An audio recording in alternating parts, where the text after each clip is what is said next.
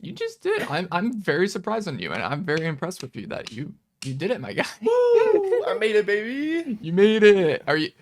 You got your coffee? You're all ready to Mr. Expecticor? Oh, I'm ready to go. Yeah, Oh, you got a kitty? You got a I kitty? do. Her Ooh. name's Mercs. She's the Ooh. best. Oh, how old is Mercs? She's a year and a half. I got her.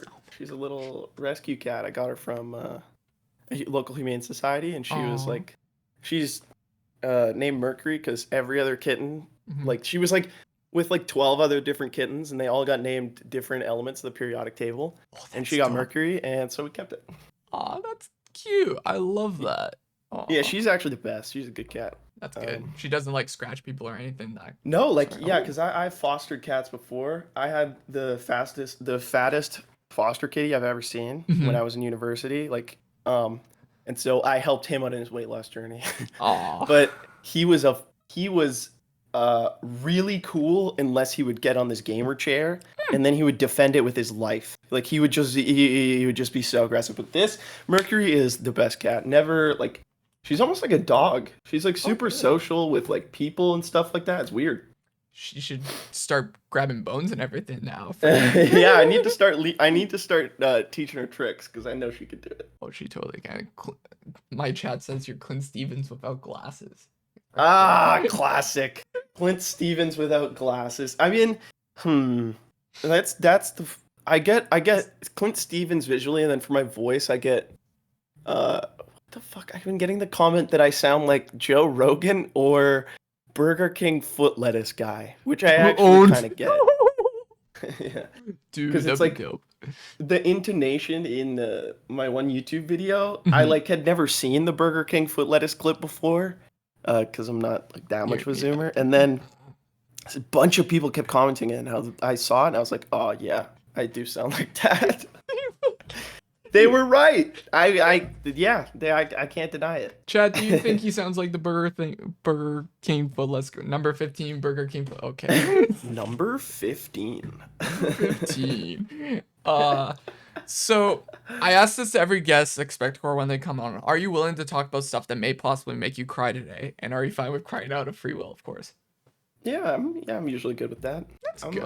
I cry on stream pretty regularly. Oh, that's I don't know if that's a good thing or a bad thing Well, here. I guess not regularly, but I like, especially when I first started streaming, I swear I cried on stream like so many times. Like not like and never in like a bad way. Yeah. Like I remember I played The Beginner's Guide by Davey Redden, who like made the Stanley Parable, Oh yeah. and it was just oh, I Oh. wept. There were like 5 people in my chat at that time, but it was like I was like, damn. Damn. Hmm. Crazy.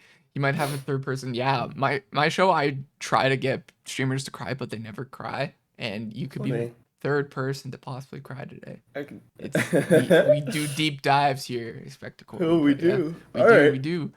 So how is like I guess you just woke up, so I guess how was your sleep? I It guess. was it was good. You know, I've been trying to like figure my sleep shit out, but it was Labor Day yesterday. Yeah. So, Did you do anything crazy on Labor Day or no? yeah, I hung out with some people, which was Nice. cool. Yeah, I don't touch grass that much, so it was fun. You okay? I've seen you've been starting TikTok. You got to make some kind of like gamer finally touches grass on TikTok or some kind of joke about that, True, because I dude. literally, yeah, like I Mhm. just started getting onto TikTok, but I don't Chat. use TikTok at all because I know it just like it just takes so much of my time. So, Yeah, I'm the same way, and I just don't do TikTok that much. But you should look. I don't know if you have Hover. That's a thing for Twitch streamers. So hmm. it's like you take literally. It's kind of cool and very great for Twitch streamers. Literally, you log in through Twitch through Hover, and then your clips that are made on your channel are on Hover. So then you could input them already in there. Oh, So that's yeah, cool. yeah, you should look into it. It's very Yeah, I'll bookmark helpful. that. I kind of use it very rarely whenever I'm like, oh, I need to actually, use stuff for Twitch or promote myself. And then Oh, yeah, that is it kind of cool. works. I had like a Hmm. few people follow me from Hover, but not really like heck of a lot. But it's a neat platform you could try to test out. Maybe your editors can try out something with Yeah, that. exactly. Throw them Exactly, onto it. right? So, how do you usually start off like your afternoon? What is your typical routine? with like, well, like as of late, my schedule has been pretty whack. So Hmm. like, because I had the subathon for like the first 15 days Yeah. of August, and then the past half of the month, I was just kind of grinding on Twitch even more. I'd say usually my day is like I get up, check emails, check DMs, like try to get back to everybody. And then I'll usually like edit because I have editors who work for me and do stuff. Hmm. But like, oh, sorry, one sec. Oh, you're good. Get Oh, houseplants? Oh, you could get houseplants possible. No, his room's good though. It's a nice room. Spice it up and everything. I love his thing in the background. Don't be a dick. Don't be a dick, chat. Don't be a dick. Oh, Cat making an insane amount of noise.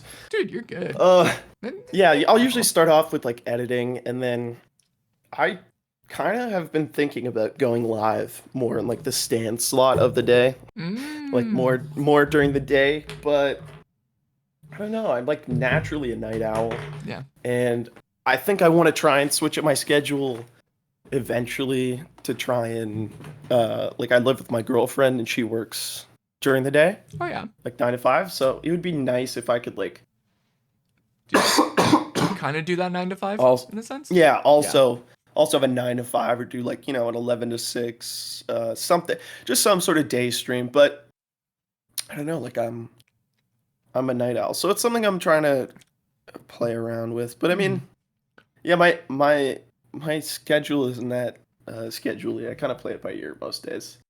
That's fine. Hey Morgan, hope you're doing well in chat. Yeah, so literally you could kind of play. I think literally with your community now, Expector, you could literally play around with it because Hmm. you got the badge now. Like literally you're perfect. So literally play out by ear with your schedule, see what your viewers like. And like even then, like maybe do like one stream a week even that you could do like maybe a Yeah, daytime kind of thing, right? Test out the yeah, I could. waters. Yeah, that'd be cool. I because Yeah. I that's the thing too with the subathon. Like I was streaming 8:30 in the morning Yeah. onwards, Yeah, but and was still able to see like good streams. So yeah. so there's viewers like I've Yeah. even noticed that for myself, like even like early morning streams are always good. Like not many like streams are on in the mornings, which is weird, surprisingly. Hmm. So like I guess if you're in like Nick and Milena kind of like Austin crew kind of community, then yes, there's like them and then there's like a few like Valorant streamers and that, but like either way, it's Hmm. like not many just chatting streamers and like I guess yourself like Hitman, right? It's perfect. Yeah, there's actually there's not that many streamers who stream during normal like daytime slash morning Yeah. hours for North America. It's Hmm. yeah, it's pretty slim. I love Expecticor's partner. Yes, he's partner. He just got it, chat, and he's not following. Oh yeah, he Expecticor, you're not following me. It's fine. It's fine. Oh, It's fine. It's fine. It's cool. It's cool. It's oof, fine. No, you're good. You're good. oof. Ooh, a mega lol. It's fine. I'm just a mega. Okay, So, why the name Expecticor? people always ask me this. Mm-hmm. It's like I think I don't know what my old username was, but this was a username I picked for Rocket League, and this was like 2018, and I knew I wanted to stream. And I was like, Hmm. yeah, and I think I just picked based off the root word of like aspect, and I was like, what can I do with that word? So it's like not very exciting why I picked Crazy. my name, Hmm. but I think uh I don't know. I think it just like I don't know why I picked it, but it just kind of stuck. You think you'll change Uh it? I was thinking about changing it, but I honestly just love um like I have really good SEO in my name right now. Yeah, Like if you you look really do. up if I was thinking about changing it to just aspect, but Mm-hmm. it's like if you look up aspect, you're gonna get the definition for the word aspect. You're gonna get like it's way different. So I'm probably gonna ride out a Spectacore for a while. Hmm. Hmm. And like yeah, I was thinking about doing a rebrand and stuff like that, but I think I know that it's like really difficult for some people to read my name, and like people find it hard to pronounce it a lot of the time, like especially the first time they read it. Oh yeah. after you get it but into a it's a stream. trade-off. Yeah. Yeah, I think it's a trade-off. It's like, yeah, it's tough for some people to read, and it's like a lot of syllables, and it's Mhm. tough. But at the end of the day, I think it's really important that you can just Google someone and they'll show up. Yeah. Um, and that's like if I change my name to Aspect, like I would have to be like huge You would to have show to up be first. huge. I'd And have to be like, yeah. yeah. So I'm thinking I'm gonna stick to Spectacor for a Yeah. while. Expect with a different spelling, maybe. I don't. Yeah, like Maybe. Yeah. I could change that shit up exactly. You can always change it. That's the Hmm. beauty of yourself as a creator. You can always spice up things in the future, and Hmm. you're Yeah, and growing. like also since I'm partner now, I guess I could try and like there's somebody named Aspect who hasn't streamed in 3 years, so like You could take it technically. as a partner, I think like you have the ability to try and You change it have like that, but I'm maybe just like, possibly a contact. Well, I don't know if you have contact manager or some kind of like yeah, contact now, but yeah, like usually partners can actually like, hey, if I want this name, you can get that. yeah. Oh yes, So partners can yeah, it's still. something to think about, but I'm gonna ride out this username for Mhm. a while. Yeah, that's good. I just love your face with that. Yeah. Yep, I Yep. decided. I'm like, Yep. yep. Yep. I thought about it for a while, but yeah, I'm definitely just gonna. So, like, why did you want to start streaming in the first place? And initially. I uh, I'd have to give Lud credit Hmm. probably because I didn't watch Twitch. Like I was a big YouTube frog for a Yeah. long time. Like I grew up watching PewDiePie. Um, Same. yeah, Wait, like wait, since I we're was like, probably the same age bracket-ish. yeah, I'm like Like, 23. oh, I'm So 22. like, So yeah, same, okay, yeah, same thing. yeah. So it's like if you're our age, you watched YouTube, you've watched content creators be a thing Yeah. for like half of our lives or over half of our lives. Yeah. So that's definitely that's what I wanted to do in the content creator space. I streamed when I was in university for like a month. I played Rocket League with no camera and to zero viewers, obviously, because I was just Yeah. playing a video game. And so I don't think I tried to do any content for a while. And then I got into Ludwig, and I was like, Twitch is cool. Like I like Twitch. And then I don't know what it was, but I think it was this video like, so you want to be a content creator? Like this is the advice I would have for you. Mhm. And I just felt like the advice was pretty good, honestly. Like I feel like there was a lot of things that like really helped me come up with a plan for how I would try and make content. Mhm. And then I just kind of sat on that for Hmm. like a year. And then I was like, yeah, I didn't really understand Twitch when I first started streaming. So I would say I was still more like somebody just trying to make YouTube videos. Uh, but I've really come to like enjoy Twitch culture and like learning about how it's different and all of these things. Like I basically learned on the job for when I first started streaming about Twitch because I didn't really get it at first.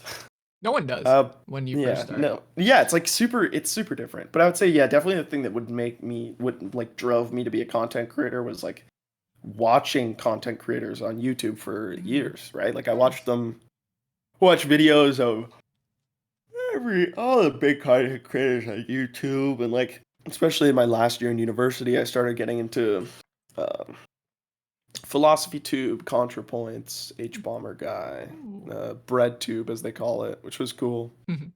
Um, and so yeah, that kind of all got me into the content creation thing, and I realized that there was a potential when Hoodat and Pay and Psychic were making parodies for Atrioc. I was like, oh, that's like fun. That's like something that I would like to do. Um, yeah, like maybe other people would enjoy what I could make of this, and then that's kind of how it started. Mm. Wow. Crazy.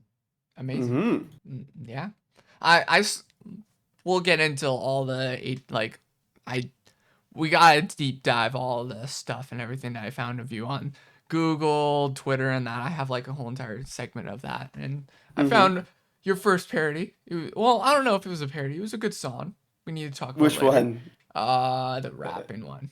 The rapping one. Yeah, Yeah. baby. Dude, you gotta That's start funny. rapping. I'm gonna tell Yeah. you right now. You gotta start. You have a good rapping voice, Expecticor. You gotta. Like haven't done a project like that in so long, but I will make more. I also fuck, I feel so bad. I just remembered like one of the hardest things about like I was terrible at responding to my DMs when I was a zero viewer Andy. You know what I mean? Hmm. Like I am terrible at responding to text messages. So like the fact now that I tend to have a lot of DMs is like fuck. Like Fuck. I hate uh I Replying to hate people? overpromise underdeliver. So Yeah. like there's people who like I literally thought about it. I woke up in bed last night and was like, fuck. Because there's someone I need to message back because they wanted to work with me on a parody and it's really good and it's Oh, really fucking good. And it's like dude. uh that's kind of one of the hardest things I'm finding now is like just Schedule that trying everything. to remember my obligations and like also just trying to reach out to people and do things that I want to do because it's Hmm. like there's so much noise And um that it's like it's God it's I'm terrible at remembering things too so like a planner is like very helpful for me dude, but I'm the same I'm way. yeah I'm actually literally gonna write that down. Dude, I'm the same way. Like, I don't know if you're, it depends on how you put it. Like, I need to remember things too. I need to write it down, or like, for me, sometimes, I don't know if this is you, but for me, I have it on my phone. I have a calendar. Literally, I unlock my phone and then I swipe to the right, my calendar for the month and everything, I type that out. All digital, Mm. all connected with my Google. Or if you're a very visual person, I have a whiteboard, just a whiteboard, but I don't Yeah. write stuff. I'm not a person that does that See, because like it's I like I'm need not to get a digital. whiteboard, Yeah, you but should get a just whiteboard. I don't know why I've delayed it for so long. Cause like Eh, yeah, I should have one like right. See, I only use the whiteboard for content or shows and everything, so that's the only time Mm-hmm. I use the whiteboard. But other than that, like, it's good. It's handful. It's very easy, and it just helps and reminds yourself on what to do in the day, what's your schedule, right? Yeah. It helps. It very much helps. So Yeah, it's like yeah, there's so many opportunities that I've been presented with and it's like especially like yeah, my email too is something I'm starting to keep up with more cuz that's good. sponsors are like starting to Th- reach out. Ooh, that's good. Yeah, That's huge for yourself as a it creator. is huge. It's like definitely pretty tough to navigate uh because As he's looking through sponsors right now on it's doing just like I just remembered. I was like, what the fuck? Like someone just emailed me. Okay, whatever. It's it. like I'm either companies look at me and they're like, oh great, new creator, like wonderful, let's reach out. Hmm. Um, but a lot of them just see me as a really good mark because Hmm. I have a lot of views on that YouTube video, but I got a low amount of subs, right? So That's fair. you can kind of look at my socials and see like this is a new content creator. This is someone who has not Hmm. been in the game very long.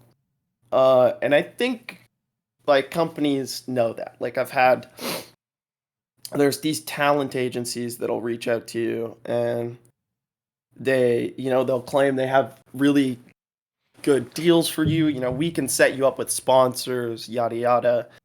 Uh, and then they hit you with all you got to do is sign over part of your YouTube revenue for a year. You know, stuff like this, and you look into the deal more, and it's like, Yeah.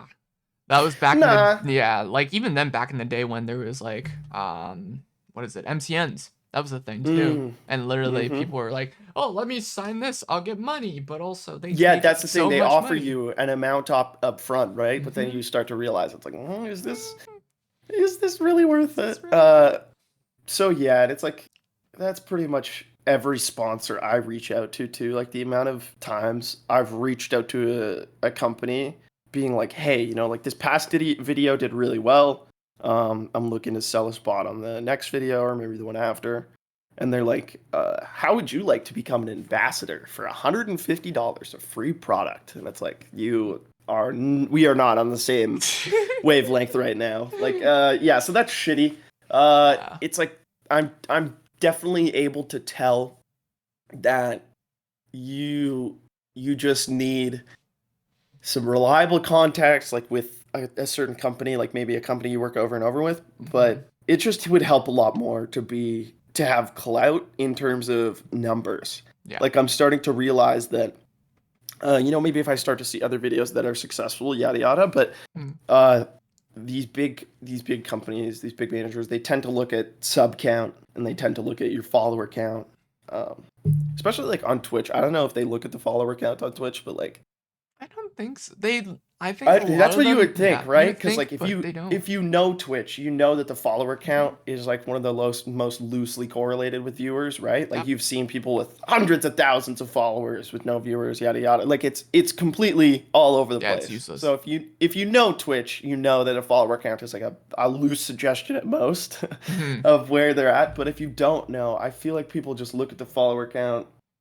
They just look at whatever. So like I can definitely tell that a lot of marketing is still very run by boomers.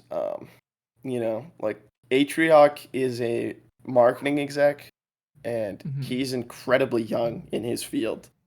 And there's like you know what I mean? Like Yeah.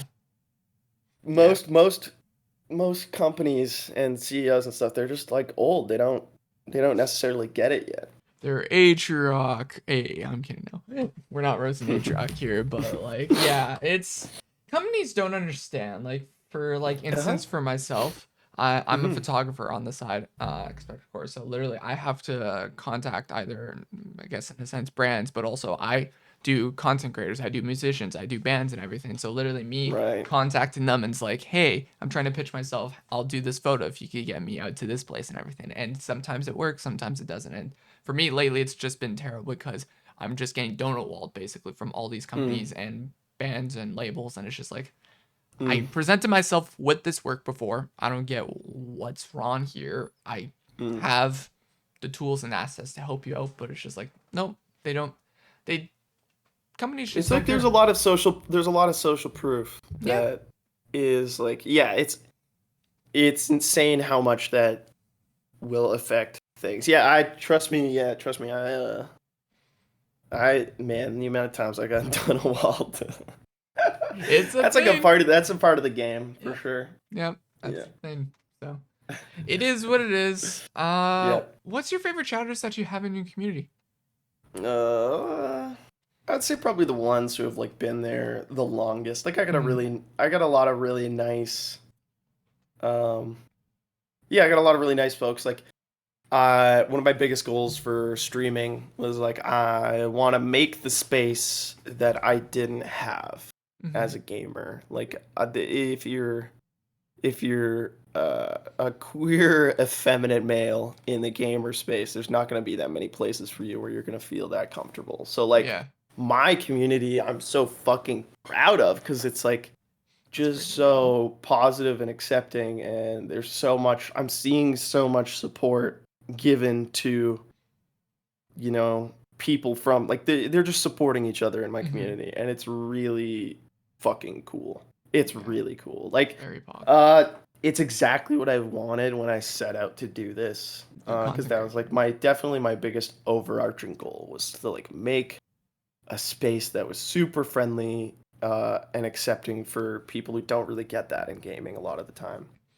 And yeah, like I think I like owe a lot of the vibe that I have now to like a group of like 30 or so people who stuck with my chat for like 8 months, and were just so lovely. Ooh, that's good. Like, Yeah. yeah, it's always good to have like those chatters to back you up and be like, yeah, I'm there for you to the end of days until you end, until you bloody Yeah, go like on they're your just like yeah. there's people like supporting each other through like, there's a lot of people in my Discord who are either like non-binary because they're Mhm. transitioning, or there's a lot of people in like very vulnerable spots in their Yeah. lives. And when I see them providing support to each other in the Discord or in the chat, it means a lot to me. It's like, oh, that's really nice because I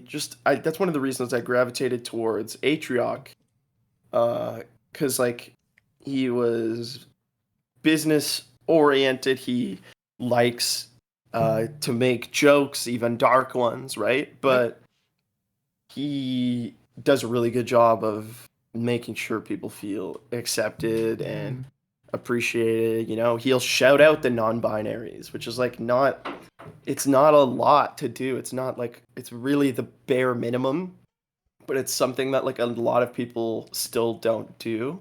And it's just like he just I could just tell he just did things to make people feel accepted in his community. That maybe other people wouldn't take the time to do. And I also really like how he held discussions on things like the new dating economy, right? Because mm, there are a lot of young men out there who are really struggling with finding partners and will feel a certain type of way because of that. yeah. And you know, a lot of people won't speak about that, so the only people who end up speaking about it are like all right weirdos. So that was something like shit like that really drew me Mm, to Aatrox community because I was like, you know, we can talk about business, we can, you know, make dark jokes and fuck around, but the boundaries that Aatrox chooses to draw are really important and make people feel accepted, and that's like kind of that's what I wanted for that's my community, and I'm so proud of where it's at now because it's really like it's wonderful. yeah. It is. Yeah, I support all communities that are LGBTQ plus, non-binary, and all that. And it's very much I've noticed on Twitch, especially for those kind of communities, I'm gonna be real, they're a lot more fun. They're very Yeah. much more relaxed. They enjoy themselves. They just really Yeah. stuck by with their community. Like I have a couple friends Hmm. that are in those communities, and it's one of those streams that I love catching, and they just care about one another, and that's what I love about it. And Hmm. especially if your community in Aatrox, like you guys are cool, so it's like, yeah, hell yeah. We've got some really like yeah, we there's some really like wonderful people in this community Mhm. who I like am very thankful that they're like a part of my community or whatever, but it's just like yeah, this is what I wanted because it's like if you wanted to engage with that type of space, you know, a lot of the times I don't know, like I feel like we need creators kind of like Big A and Stans and Lud who appeal mainly to the like, you know, straight young guy, Yeah. right? Who just likes business or whatever. Because then it's just like we can draw you in on that, and then you know, A-Truck will talk about the new economy of dating, or he'll like shout out non-binaries, and it's just Yeah. like little things like this where maybe people who will be attracted to A-Truck for just Some reasons yeah. of you know, oh, he's also a guy who likes business, like cool, like he's funny. Um, And he supports if those you're communities. yeah, exactly. Like Yeah. you see a support for those communities, and it could. I feel like it'd be really impactful for someone who's like less educated about them because they grew up somewhere where they have no idea. I feel Yeah. like it would be a really. I feel like that's why Rock could be has the potential to be so impactful because it's like he appeals to a very, uh, you know, like he. I feel like he would appeal to the straight white guy who doesn't care about any of these other things, and Mhm. because he's never come across them before. Um, and it's just like, yeah, I think it's important that we have communities that are like accepting towards these other identities while also appealing to the sort of main crowd. I think Yeah. that's why I like Aatrox Stick so much because it's like he has the potential to change a lot of minds and hearts. And creators, Yeah, especially. simply because of his like appeal to the general crowd. So that's why I think that's like you know like creators like Lud and Stan similar thing, right? Like Mm-hmm. they're very like I don't know like you, I get you it. get what I'm I saying get because what you're like saying. It's there are certain types of communities where people are trying to make it as safe and accepting for all people, and it just tends to be like you know they'll avoid dark humor and you know a lot of them will be super anti-capitalist stuff like that. And if you're trying to get somebody who's, not into those things, you're trying to be like, hey, maybe open your mindset a little bit. I think it's like Big A and them are the great gateway drugs to being more socially conscious. As a yeah, that's my take. That's what I really Chat. like. Big creators are now drugs, apparently, Mm-hmm. to You heard it everyone. here first, You heard it here folks. first, The folks. gateway drugs to acceptance. Oh gosh. Mm-hmm. How did you find your love for Hitman, Expecticor? We're Mm, that was going a back that was back. a tough one because it's Mhm. like I literally had never played the game Mhm. before I streamed. Yeah. And it was kind of just a choice for me. I was like, what could I do on my stream that would be unique? And I was like, hmm. Hmm. And then I looked at the Hitman category. I saw that there were lots of people that would watch it, but there just weren't that many streamers in it. There Hmm. just weren't that many people who streamed Hitman. So I was like, I should learn Trilogy. And it was an insane thing to just decide to do, having never played the game before. It took me like, I want to say at least 6 months to learn season one, season two, and season three. Like, completing my first season two, no reset, which is something I could do now, like, no problem. It actually took me like months of grinding. So Months. I wouldn't say I liked Hitman that much casually before. I liked the speed run. I thought the speed run was really cool. Mhm. But I think the game has kind of just grown on me an insane amount because I really liked the speed run and I was like, "Oh, that's cool." Yeah. But like as I've become more familiar with the game and the community, it's like a lot of fun to just find a contract somebody else made and try and beat it fast. I think like Yeah. H-Rock has kind of gotten me onto playing contracts, which is like something that's kind of made the game A lot more fun. fresh and exciting for me Yeah. because it's really cool to see like you'll see something that other players will put together and you're like, how could I beat it? And Yeah. then you see that H-Rock beat it in like a minute and it's like Ooh. I it's actually insane. Like yada yada, he's old, but he's actually like really good Oh at yeah. Hitman. Like it's like he gave me like he's like check out this contract, see if you can beat my time. And I swear I grinded it for like 10 hours and I have no idea how he did it. So it's like it's fun to That's why you peep the stream and be like, yo, let me see. yeah, it's fun to have him sending me contracts and shit like that. But I would say my love for Hitman, also the community, man. Like they're really cool. Like Yeah. I learned most of the shit I learned through like Hitman speedrunners just coming into my chat and Nice. just telling me stuff, which is like crazy that Yeah. they're willing to do that. But they were like all of the Hitman goats have been very very willing to like help me at every step of the way. So like to see that much passion for the game, like literally like my biggest speedrun competition when I first started running was my biggest help.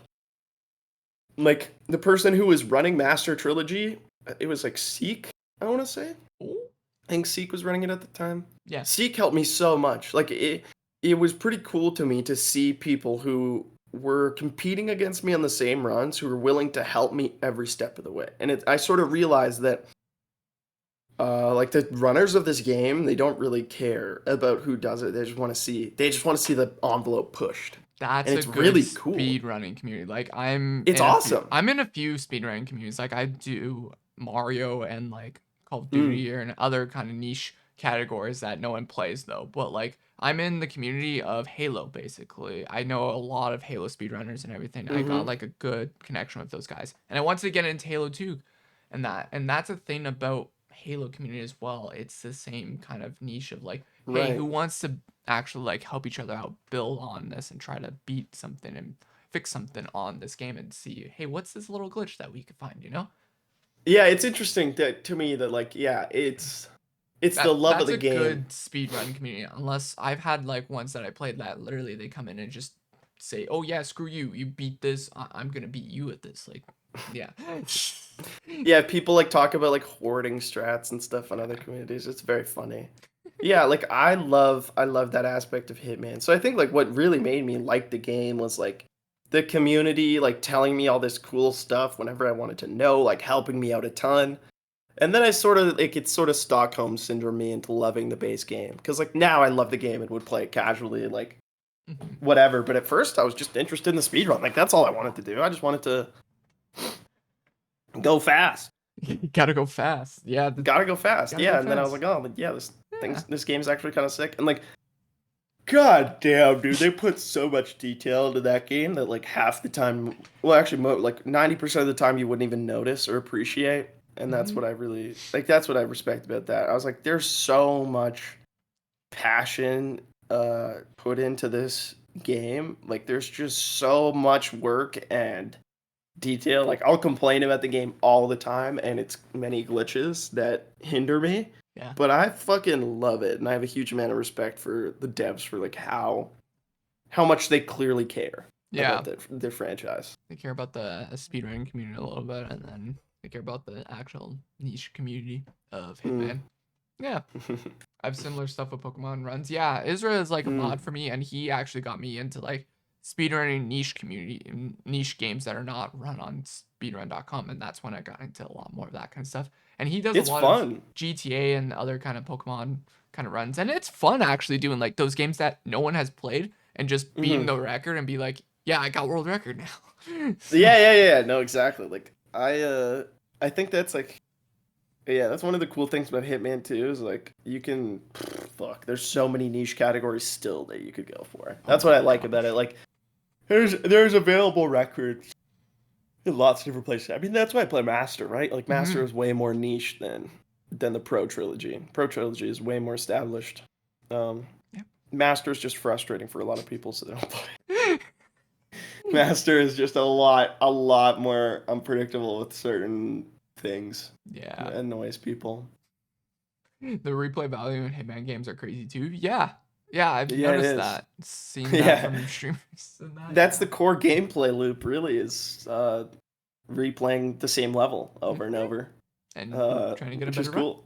Yeah. Yeah, it works. It really does. I think there's a couple things with the like unlock system in the game that just Hmm. like crushed me when I first started playing. Like Hokkaido, you have to have mastery level 20 to bring anything. Otherwise, Oh, it's just you jeez. can't bring anything. So it's like things like that where they Mhm. go really hard with the mastery required. I'm like, eh. And like I also don't like they lock a lot of items behind an insane amount of grinding. Mm, It's like things like that where I wish the more casual player had more access to things, which yeah. is why I like Peacock. Peacock is cool.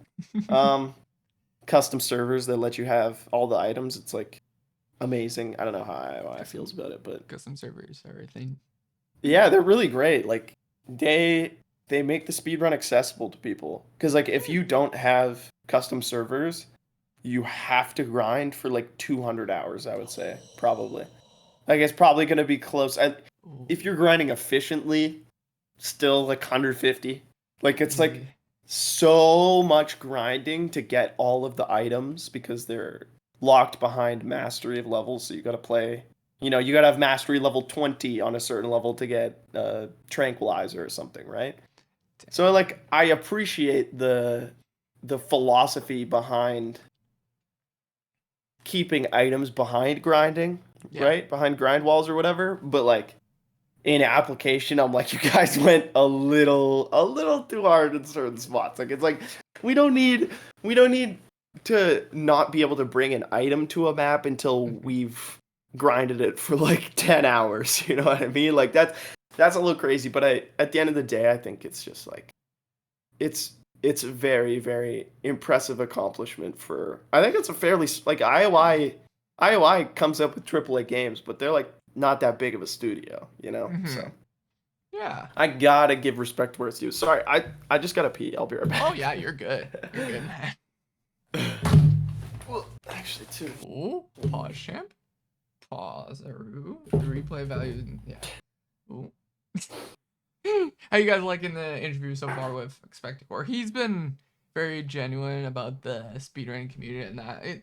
I was very curious about how Expecticor is like on this in general and like speedrunning on his end goal of just streaming in general and just why he likes it. And this was really good. I'm glad that he enjoys it and is happy to actually do it. I know Israel was actually, I think, excited to probably do this, and it's to see this one. And yeah, Spectacore is a really nice dude, and I'm enjoying this especially. So yeah, and I think he might be dying here, chat.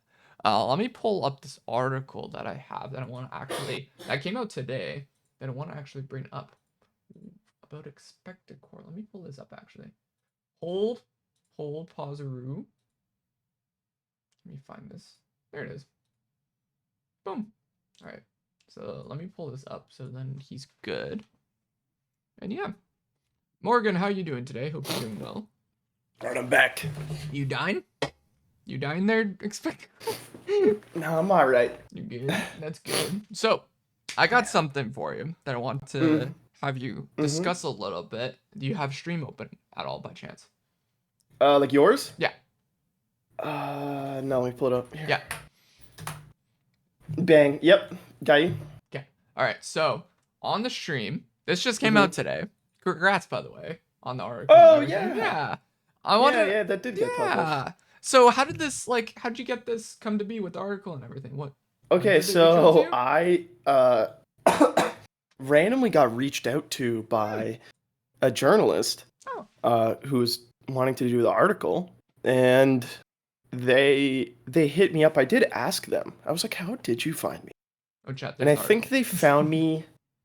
I want to say on Twitter, maybe. Okay. So that's how that contact got into place. Okay. And they were like, "Hey, you know, I'm writing a story on up-and-coming Twitch streamers, and I think you'd have a good take." And they interviewed me, and it was really, it was cool, because I was like, I've never done anything like that for an article, and it was pretty neat.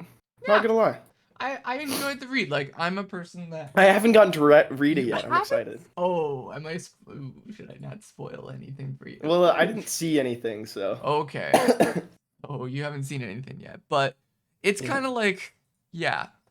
Dang, I can't really talk to you about this then. Damn. No, tell me. Just tell me. I'll read it after, anyways. It's kind of like, yeah, like talking about like small streamers collaborating with the big streamers in a sense. So like, what is your take on building a relationship, say for aspiring creator to maybe work with their favorite streamers like yourself, like with right. that, right? I would say definitely don't expect that to happen. Number one, because like I have no fucking clue.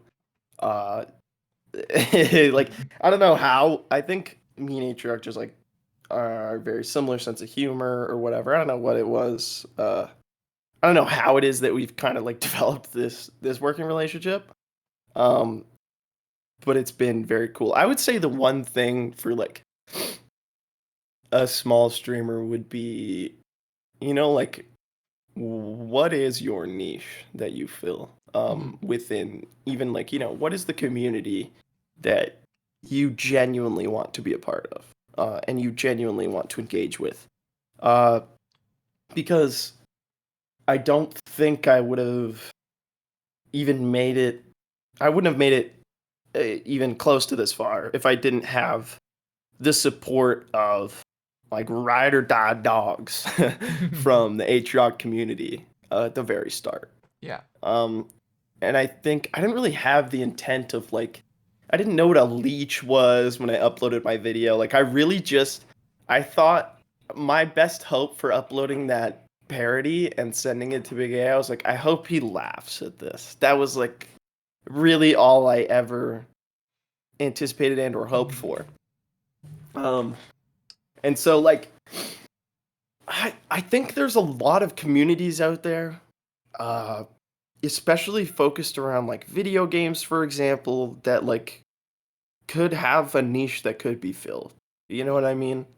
And I think you know, like me especially, like there's a lot of creators who will try to emulate the variety style before building up like the consistency. Yeah. And that was something that was like a really big thing for me. I was like, like I don't want to be pigeonholed into doing only Hitman, right? Like that was a big worry for me when I first started streaming. I was like, I like the concept of variety content. I want to be able to do all of these different types of content. Same. But what I didn't realize, and again, another point from the Ludwig video, Mm. this damn thing just keeps coming back. It's Uh, the circle, he you know. talked about consistency. Mm. He talked about, um, if I had a video that popped off or I had a thing that popped off, like I should have done more of that. And I don't know when. I think it was maybe I'm very lucky because I have contact with other streamers who are around my size. Yeah. So like uh and that's what I would say was my biggest break is that people like Hoodat and people like Neg Neg, Evan Gao, Psychic, Afghans, they were willing to work with me off Mm. rip. Nice. Like they were willing to give me a hand, like Neg Neg came onto one of my first streams as a game show contestant. Hmm. Like Hoodat, and then they were all willing to work with me, and they've also given me a ton of advice. And I think it was Afghans who said to me, like, man, like I think if you focused on Hitman, like you could be a bigger Hitman creator.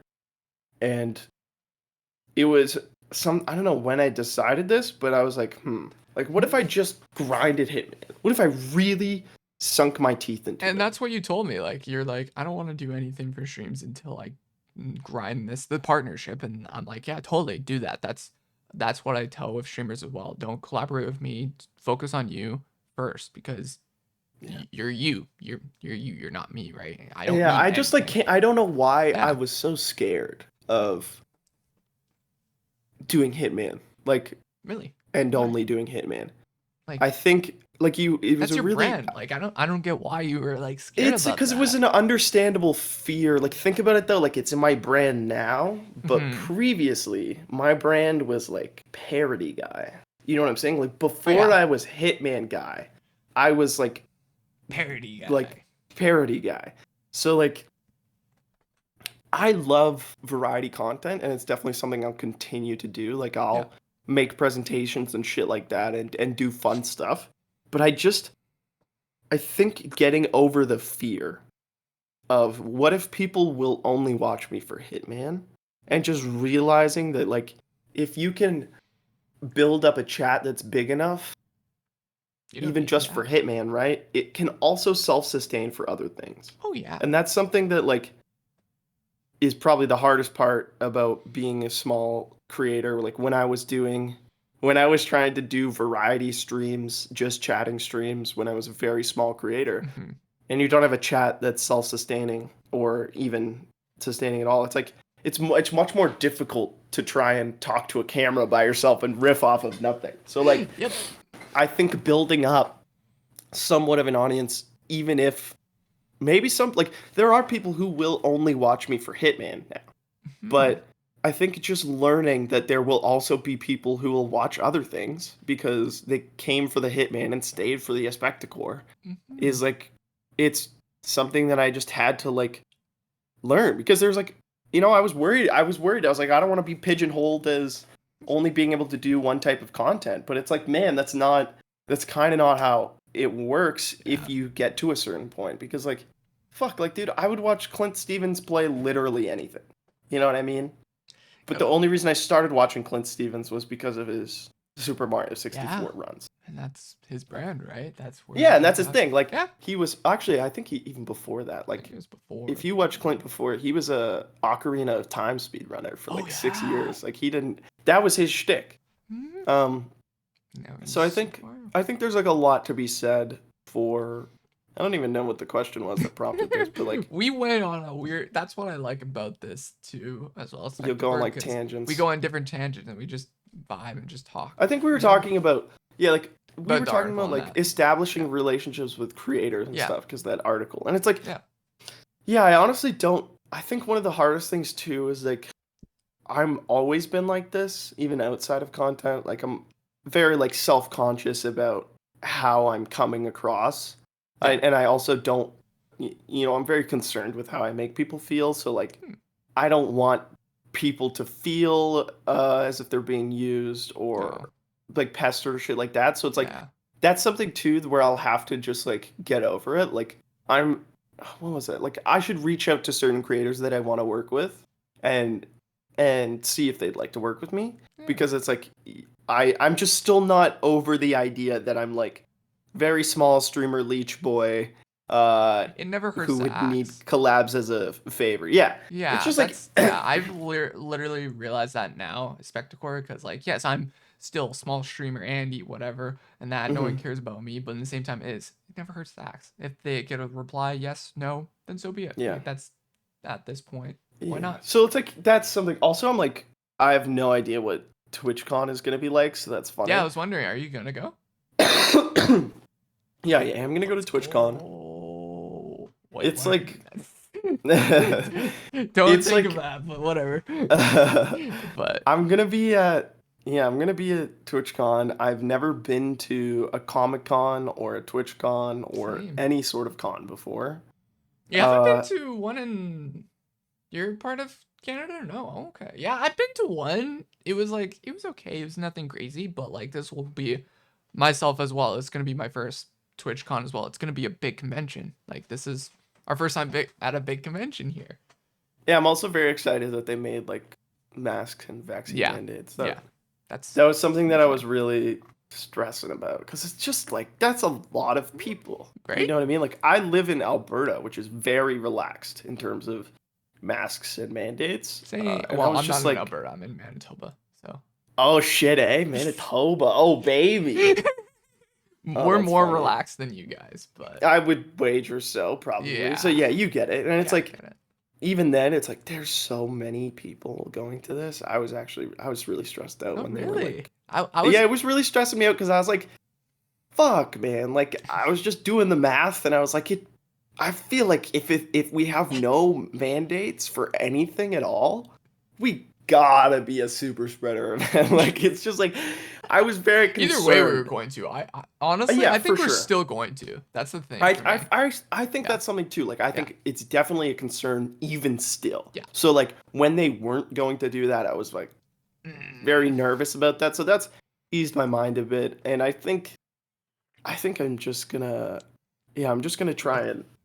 I I don't know what I'm gonna like I I don't was know what thinking about people are maybe I thinking about stream doing it, but too. like I don't know. Like, are people gonna like? It's so up in the air what people are gonna do at TwitchCon. I think no one's gonna really like go crazy upon it. Like, they're still gonna go through the convention and wear the masks and just see people. But also, I think the same part I've heard a lot of streamers are just gonna go around the area that that I'm hearing, and that's even right. the bigger streamers too. Like, they're not gonna go in the convention just because yes, it's a 10,000 people convention. Yeah, we're not gonna get Yeah. bombarded with them, right? Yeah. Yeah. So That's like a funny thing to think about. yeah, I'm But gonna. yeah, so I would say like Mhm. yeah, and I think yeah, I've been very very lucky with like other creators' willingness to work with me. Yeah. But yeah, I would say it also yeah, it didn't hurt to ask. Like I was a tiny streamer and I asked Mhm. uh other small streamers if they wanted to do stuff and I was lucky enough for them to say yes and work with me. Good. Like so that was a Big big step way up. that I found my footing and kind of learned about Twitch because I again, you know, I didn't really get it. And so to get some real hands-on experience like streaming with other streamers Yeah. when I was so green in the game was really helpful. That was big. Yeah. That was big for me. That's good. Also, I'm bringing my camera. Well, this one and then this one too. So if you need photos, my guy. Oh, hey, I got you. Yeah, you. I. That's basically what I'm telling people. Like literally all the streamers and everything. I'm telling yo, you need photos with your friends or anything. I got you, basically. So. DSLR over here. Well, yeah, it's a I need an DSLR, actual camera. That's something dude. like that's something I'm probably just gonna get one used because I won't use it that much. But like, there's Facebook certain Marketplace. times where I need a high quality photo. You know? Go Facebook Marketplace. That's where I get Oh, all my true. stuff, Yeah, dude. that's actually. So I bought on, so much okay. furniture on Facebook Marketplace. Also, I realize if you're getting a used camera as well, this is what I just found out recently. Buy from the States, from Oh, Facebook really? Marketplace. Like that's what I just got for my new lens. Let Oh, me find it. interesting. Hold on. Hold. They just got the This. supply down there, or what?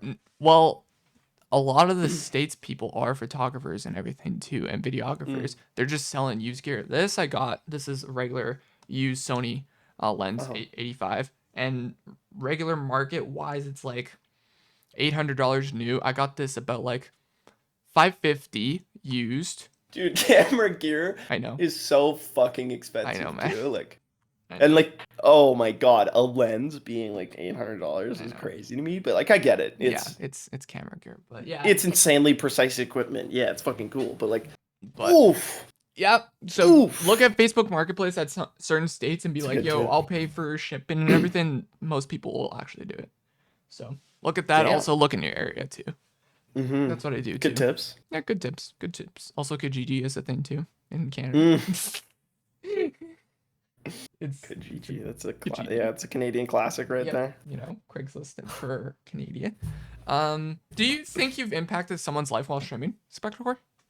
Mm, I would hope so. I would definitely think that like people can find some small sense of comfort Mm-hmm. in like I did with Atrioc. Yeah. They feel like I want somebody to feel accepted and or like a sense of being validated. Yeah. Um, because it's like I was a commerce student, so Hmm. I did business. And I was really big into gaming, and then I was also really big into queer and progressive issues. So like Mm-hmm. those are three Venn diagram circles that don't really overlap very much. Like Yeah. uh so when I found Atriox community, I felt so seen. Hmm. And I was like, hmm. And so that's like my biggest hope is that people who are like find whatever way to identify with me and my community, I just want them to feel seen. And I just want to have a space that's like, like people talk about safe spaces, and I don't know if a space can ever truly be safe, but like, True. I want a space that is friendly and welcoming and accepting for the queer gamers Yeah. and female gamers too, who just like have the fucking worst time in everything. Like, even if you're like, True. True. True. True. yeah, if you're anybody who like fuck, I just can't imagine being a girl playing Valorant or shit like Oh, that where you like I really know. need comms. Like it's just You like people are just pieces speak of and then shit yeah. to me and I'm like, Yeah. You just a guy. So yeah. they won't like They won't rip into you, and then you go in girl voice mode, and then boom, they're yeah, just gonna like yeah. it's insane and you see it everywhere too. You'll see like you'll see that cracked Warzone player who's like she's fucking just a really good COD player. And every single tweet she gets a bunch of like 30-year-old fucking weirdos being like, yeah, but you cheat though. And it's like so fucking annoying, right? Like, I get really annoyed by the take of, oh, if I was like, dude, if I was a girl, I would have so many viewers. Like, if I was just a hot girl, and it's like, I've seen that take all the time from people who think they're grinding Twitch. They're Yeah. like, I stream an hour a week with no webcam. I should be like fucking, I should be up here, dude. And if I just had Damn. titties, like, and it's like, you're so fucking dumb. Like, I can't imagine Then what. dress as a girl for one stream. That's what you should do. Yeah, Right? yeah, you should. Yeah, do a stream drag and see how easy it is. Yeah. Because like, I was even looking at what was it, Cutie's unban request last night Yeah. in a video, and I'm Yeah. just like, fuck, dude. Like, I don't deal with any of that. Like, I don't deal with like people don't come into my stream and just immediately shit talk me or what I'm wearing or how I look Dude, those or guys are all of these nuts. things. I'm a cutie mod, and they're fun to ban. They're so fun. Oh my god, like it's fucking crazy. It's crazy, dude. And Dude, like, the and amount it of people happens that we ban to a stream, it's nuts. yeah, I imagine so. And it's because like and that's the thing to me that is like very that's like one of the most frustrating comments I see is like there's also like I think it's hard for women on Twitch too if they're doing like just chatting stuff because Hmm. there's so many guys who will just watch guys. I think Yeah. not to dive too much into it, but there's definitely some streamers I know who I'm like you are such a good content creator and have been doing this so long like you definitely should have way more viewers. you know? Yeah. Right? And it's Yeah. like, and just like, yeah, just the shit that they deal with is ridiculous to me in every fucking aspect of their like content life, right? Like from, it's that one Warzone Pro that really stuck with me because I followed her on Twitter after Is that. it Kaylee? What'd you say? Is it Kaylee? I don't know if it's Nadia, I think. Oh, Nadia. I know Nadia a little Yeah, bit. and she's like a Warzone player. Yeah. And like fucking nuts. Like really good Yeah. at the game. And just like the fucking ridiculous amount of harassment even now that they're seeing. Like way post past this incident. It's just like what the fuck? Like there's some really sad, angry dudes out there. Yeah. And I am like I'm hoping that Twitch culture continues to shift and become more mainstream so that it will be better for like these girls in the future because it's pretty fucking rough for like especially like if you're not a giant streamer, you're not really big, couple thousand viewer Andy, like fuck, I can't imagine. Well, that too, and also stalkers and weirdos too on there. Oh my There's god, that too. right? There's Like upon that too, Expector. Like it's like nuts for girl streamers and in general streamers in general. Like it's fucked up for being a content creator, honestly. No.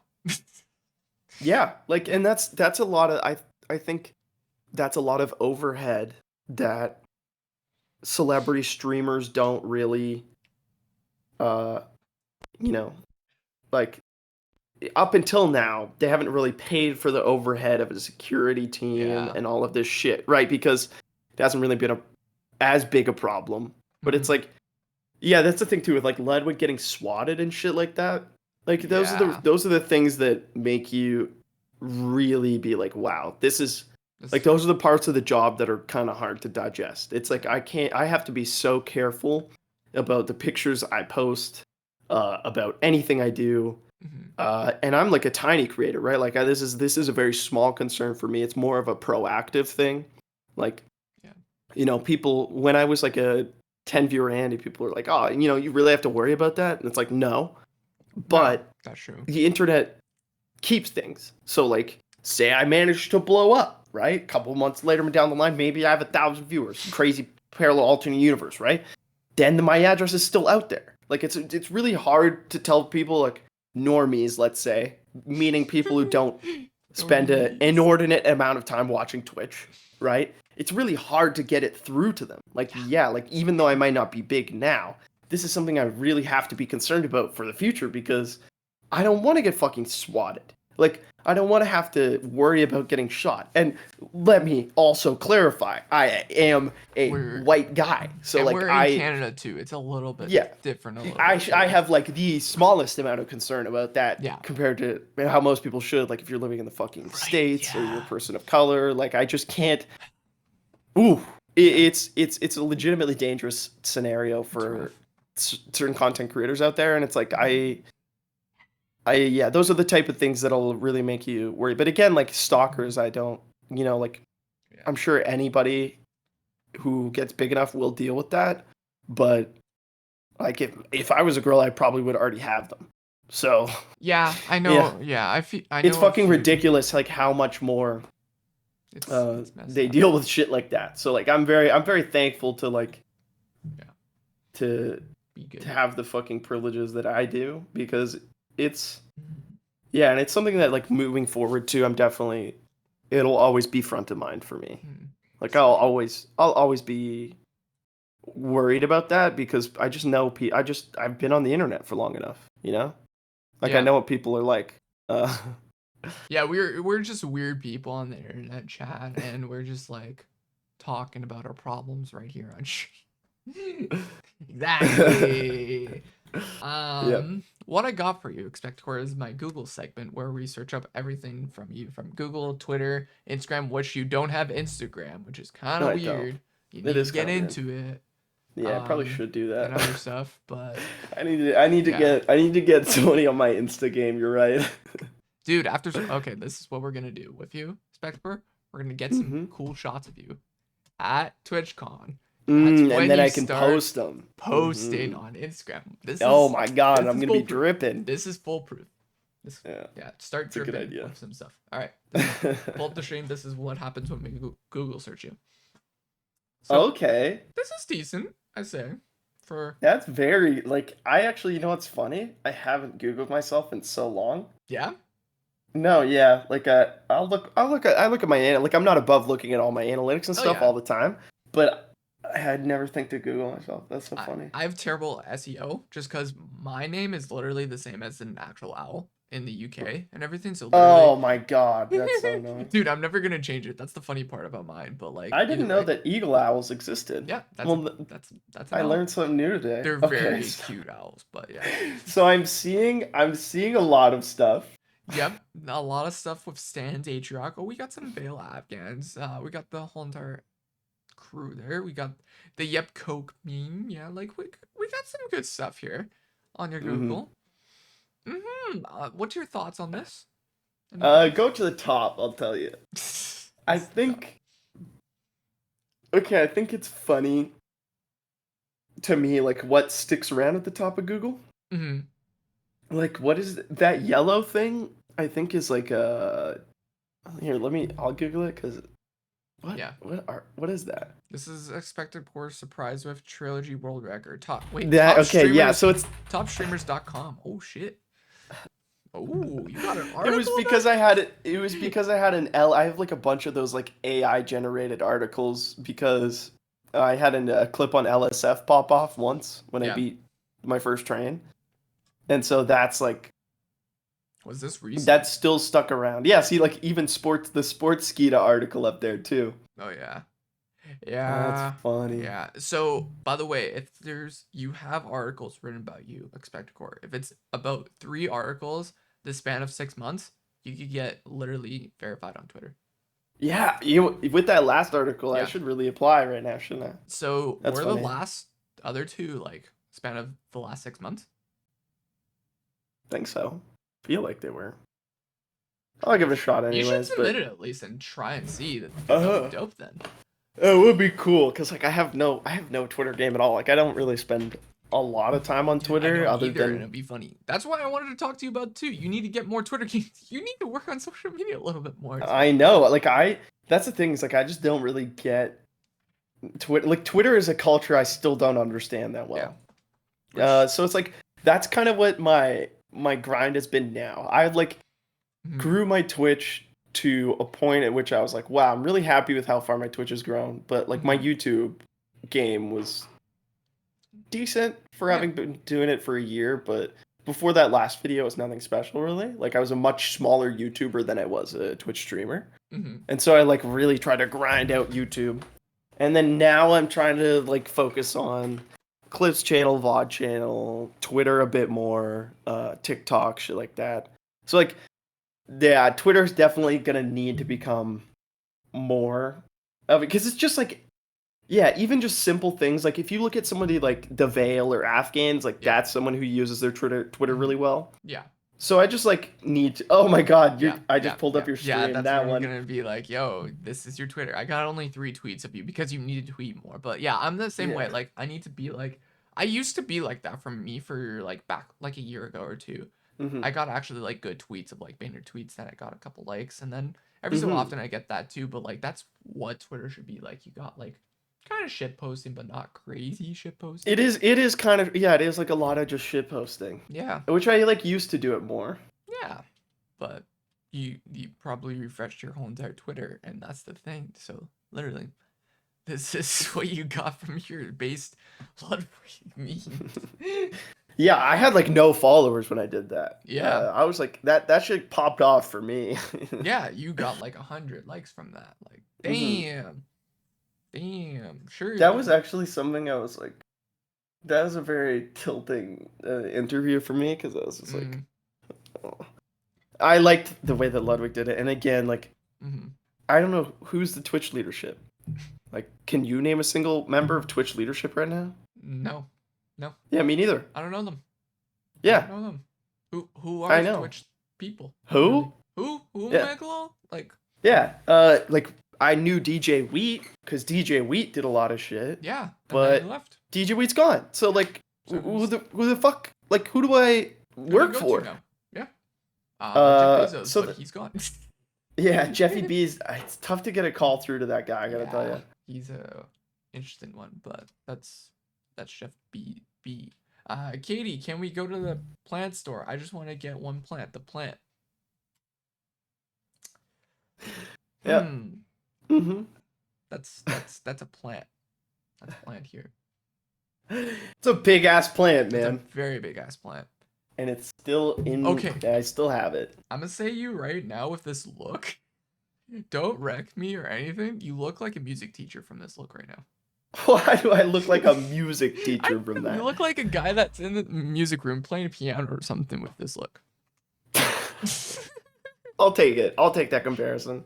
He kind of does, right, Chad? Or am I wrong? He does, exactly. Don't say he does. No. No. Chad, he's a music teacher at this point now.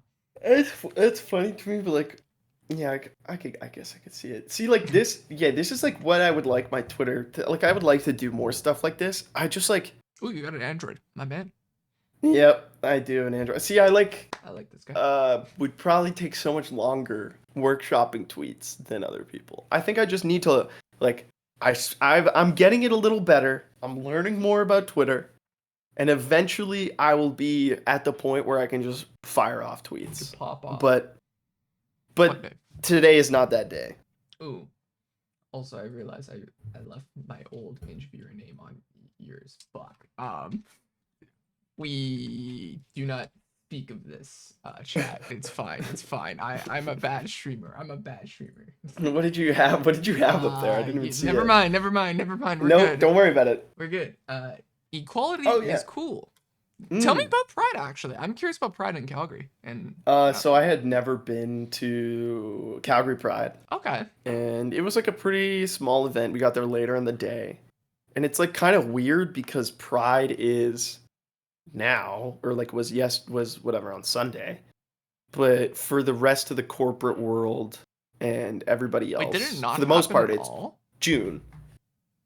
Huh? Did it not happen at all? Like during like in June? Yeah. No, because there's a couple reasons. So I thought that was stupid that nothing happened in June, and then I looked into it a little more. Apparently, they tried to do it in June before, but because of the way Alberta weather is, and probably Manitoba, they just kept getting rained out. Like the weather is much more consistently better in late August than it is in June, which kind of I was like, "Fuck, that's a good point." And the other thing is for Calgary, they have Stampede.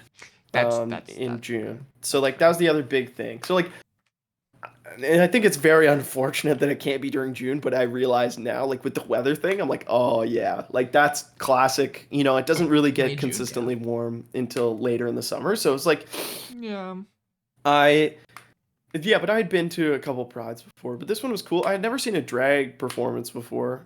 Ooh. And I saw one for the first time at this pride. And I was like, oh damn, cool. Damn. So that was neat, and it was also just it was fun to be around. Somebody described it in my chat as like ambient queerness. It's just kind of like a cool vibe, and it was nice to see that there was like still people there. It's you live in the prairies. Yeah, it's a fairly conservative environment, so like yeah. Was any level of progressiveness. It was a mediocre turnout, I thought, okay. But I also have no standards for like how big it should be. Oh, okay. You know? So like I guess thinking about it for like a Pride Festival in late August, pretty good. Okay. I would give it to them. I would give them creds for putting on a good event and getting a good turnout for sure. Yeah. Like for us in Manitoba, it was actually like I went to 2. This is my second one that I went to this past year. And I was doing radio for this one because I work in radio as well. And neat. And I was driving the car in the Pride Parade, and it was fun, so much fun. Literally, you get to drive a float? Not a float, it was just a regular company car and everything. So I was just waving to people and everything, and it was fun. So our turnout was very good this year. Like I'm very impressed by our scene in Winnipeg and everything, but also that's so nice. I know. Oh, dude, the peg is sick. I gotta say, like, you're the first person that says that? What? I think for what I expected Winnipeg to be and what I expected Saskatoon to be, I've been happily I've been fairly happily surprised by them, you know? Damn. Yeah, I would say that Do you know of Red Deer? No, not Red Deer. No. Yeah, it's a small town in Alberta where I grew up, and it's like that's kind of what I expected it to be like, and it was Oh. way more like it was like No. yeah, it was cool. Like especially Saskatoon. I don't know if you've been, I've never but been it's to like Saskatoon. I've been to it's a Regina. lot more like artsy and stuff than I expected. Like it's pretty like cute. They got some like stuff going on downtown. Ooh. So like I've driven across Canada. I went to Queens out in Ontario, Oh. Queens U. Okay. So I drove from Alberta to basically Toronto, like there and back. I want to say 3 times. So like I've driven through the Peg lots. Although yeah, I'm so sorry. Yeah, it's rough. I will say Ontario's the worst by far. Oh, I bet. By I bet. far. I bet it would be so long and so draining. It's so long. Yeah? It's such a big province. It's like you like Saskatchewan, Manitoba, and then Ontario's like Ontario. It's just like what? yeah, and it's like way more closed in. All trees go over a hill, and then more trees, and then go over a hill. Like that's people. yeah, that's Ontario driving. Whereas like Saskatchewan, it's almost kind of like Saskatchewan, Manitoba. It's kind of easy, you know. Like there tends to be less traffic. You can see for fucking ever. It's a vibe. I like it. I'm starting to hear a lot more people that are enjoying like the Winnipeg or Saskatchewan to Manitoba drive a lot more just because it's like, sick. It's like nice. it's actually you would so think it's shitty, but it's actually like really cool because you can see so far. Yeah. And like it feels like to me it goes a lot faster than Ontario's. Like recently I just did a actual like show with a band actually in Saskatchewan in like August or whatever. And yes, the drive was long, but also it was not that bad.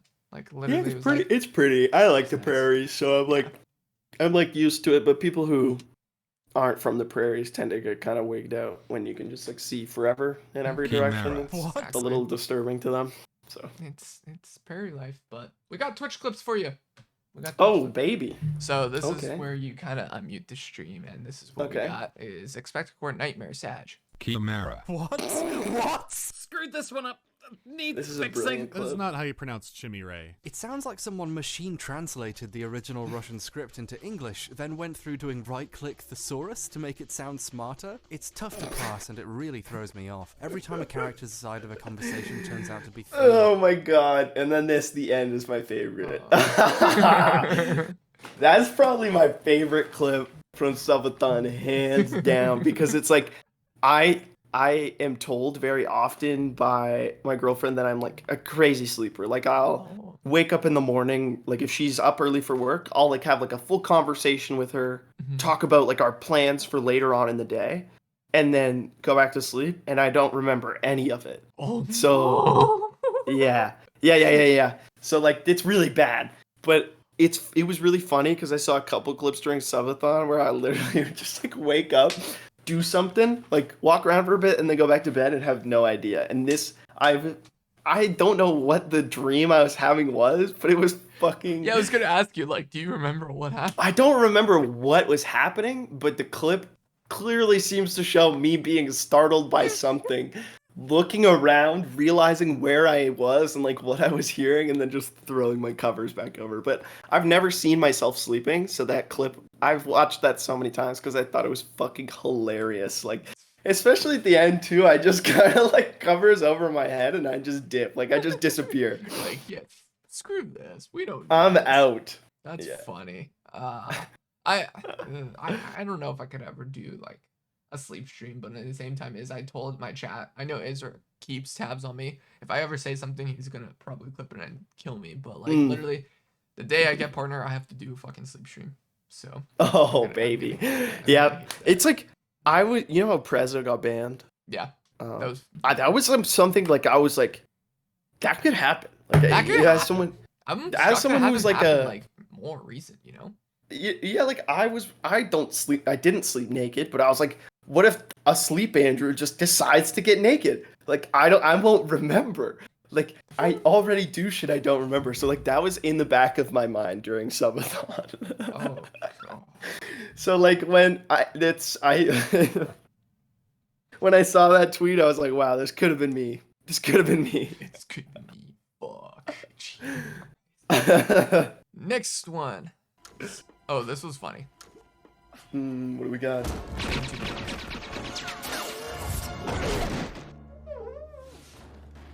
wish I was one of those guards.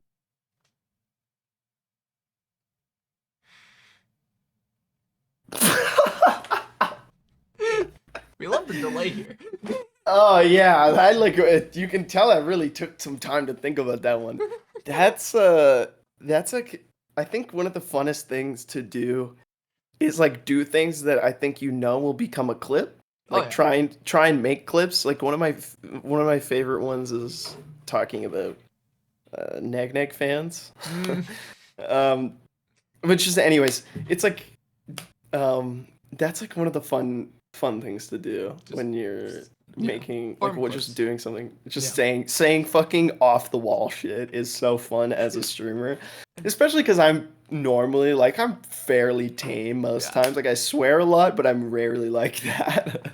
And I like to just subvert the expectations of my chat every once in a while. Yeah, they're like, what's going on after this? Huh? Yeah. It was funny. It was really funny. And they're like, what? Specscore said this? Huh? And then Mhm. you throw people Exactly. off guard. It's nice to kind of, you got to push outside your Boundaries. your expectations every now and then. All right, we got your beat Hitman SO Master full trilogy. Oh, record by shit. 1 second clip. What a way to lose the This is like record. my biggest clip by a Potentially. factor of because like that 10. person. I mean, I still don't think I would ever save time on their train. Razlu's train was very good, but Crazy. And Chad just I all think they're already praising. done by now. So Mm-hmm. GG's to Razlu for putting up a still great record. This was definitely like the most my chat had ever moved Yeah. And up thank until this you point. so much, chat. I was like, we won. I was here. 252. I don't think that's it, chat. By 1 second.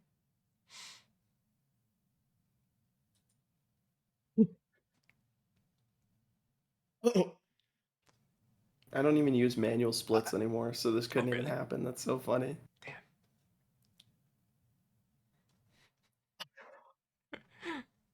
Oh, by No. 1 second, No, we dude. didn't. 1 second. No, we man. didn't, chat. We didn't. I love your reaction. Just like, fucking oh, do yay, that." Giddy, we did it.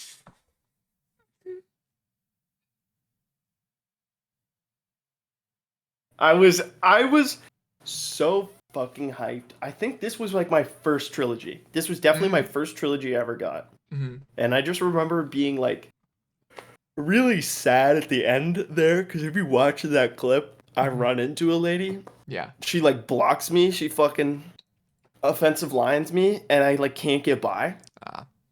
And so it's like I was 100%. I was resigned. I was like, like we're fucked. I was like, like we lost the record by that. And then I manually put it in. I think the coolest part about that, like after the fact, was blowing up on LSF and seeing the LSF Andes like make saying we did it into this huge thing. I thought that was so funny. I think it's hilarious. Like, especially as somebody who's trying to grow, like on YouTube, when my video blew up and I got a bunch of insane comments, like that are like really angry and shit like that. It was like kind of a point of growth for me, because if you are like, when I was a small content creator, you don't get dislikes because you don't get recommended to anybody outside of your immediate circle, right? So like when you start to see negative feedback, unless it's from your own community, it's like, you're reaching new eyes. And man, was it so funny. They were like, speedrunning is a single player game, and I'm noticing that he said we did it. Like, it was very funny to me. Jeez, people are reaching from that. Damn. Oh yeah, that's LSF though, right? You, Well, yeah, you that's- like you like try, like you'll always find that on any LSF thread, is like people making mountains out of molehills and being like, man, society, dude. Honestly, even Reddit in general is like that too. It's just Oh yeah, and that's the thing. Like I like Reddit. Like I have used Reddit for a long time, but I definitely like have tried to cultivate my Reddit a bit more. Like I only read Reddit now for like the short stories. Like I read those stupid creepypasta short stories before I go to bed. Because like otherwise it's like, like you're constantly getting exposed to people who are like very terminally online, and you're like, it can, even if you I'm more are like me and reading those creepy stories before bed here, Expecticor. Oh, I love a good creepy pasta. I love a good spooky story. I love horror movies. I used to be like terrified of everything. Like I was the type of kid who was like, like I would see like a commercial for a scary movie and have nightmares. Like I was that type of Oh, person. I'm the same way when I was And I younger. don't know what changed. But I just really started liking horror movies. I think it maybe would have helped too that like I started watching YouTube deconstructions of horror movies, and then that kind of got me into watching them for the plot. Like I usually just watch horror movies to try and have my expectations subverted. Like I want to think that I'm following along in the story and then be like, "Oh, it was this." Like I Hmm. love a good twist and like I honestly just like to have my expectations subverted, and that happens the most in horror movies. Like What I cannot stand most rom-coms, not because of the content, but because of how predictable they are. what day are like you? I Oh, sorry. Continue. sorry, it's just like I remember the first time I watched The Notebook, I was like 9. And in like the first 10 minutes, I was like, okay, they're obviously like just talking about their old person and she has dementia. Like this isn't fucking I don't know. I remember being like very disappointed with the twist because I was like, fuck you, obviously. Um so anyways, I don't know. Have you ever heard of the YouTube channel Dead Meat? No. Okay. What's Well, I mean, deadbeat? as someone who doesn't like horror movies, I guess that tracks.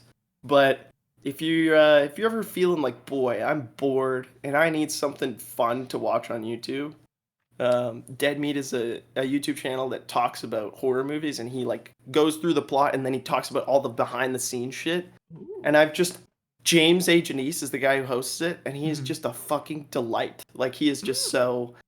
I'm usually drawn to content by the person, so it's Yeah. like James A. Janice I think is just fantastic.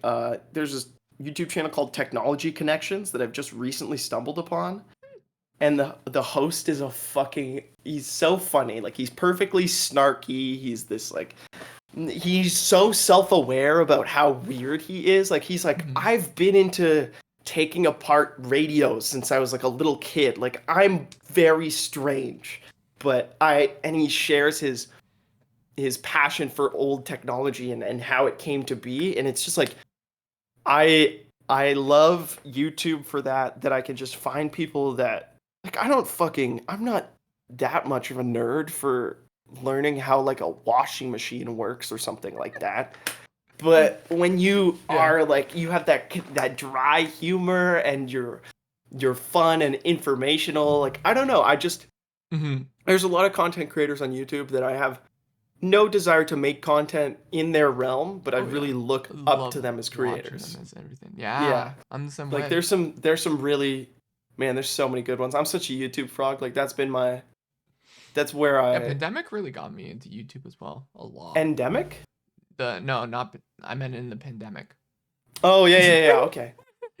Got you. Yeah, Yeah, you're see, good. I was a YouTube frog like a YouTube degenerate for years Well, yeah, before the same, pandemic. same. Like But like we grew yeah, up it really on YouTube, right? That's the thing. Because of yeah, Smosh cuz and it's everything, PewDiePie, Jacksepticeye, and that, right? Yep, mhm. yep. We degens. Yeah. We degens here, Expecticor. Yeah, I think you're right. The pandemic kind of exposed me to Sean, uh, Philosophy Tube, ContraPoints, H Bomber Guy, colloquially described as a group like BreadTube. It's basically just like leftist YouTube, and I just sort of dove into like a ton of different areas of discussions that we're having because I was a commerce major. I wasn't learning anything about this shit. Like I wasn't learning about the history of any of these issues. And so that's what like YouTube was. Oh man, I like just couldn't get enough of YouTube informationally there for a while because it was like I was learning so much.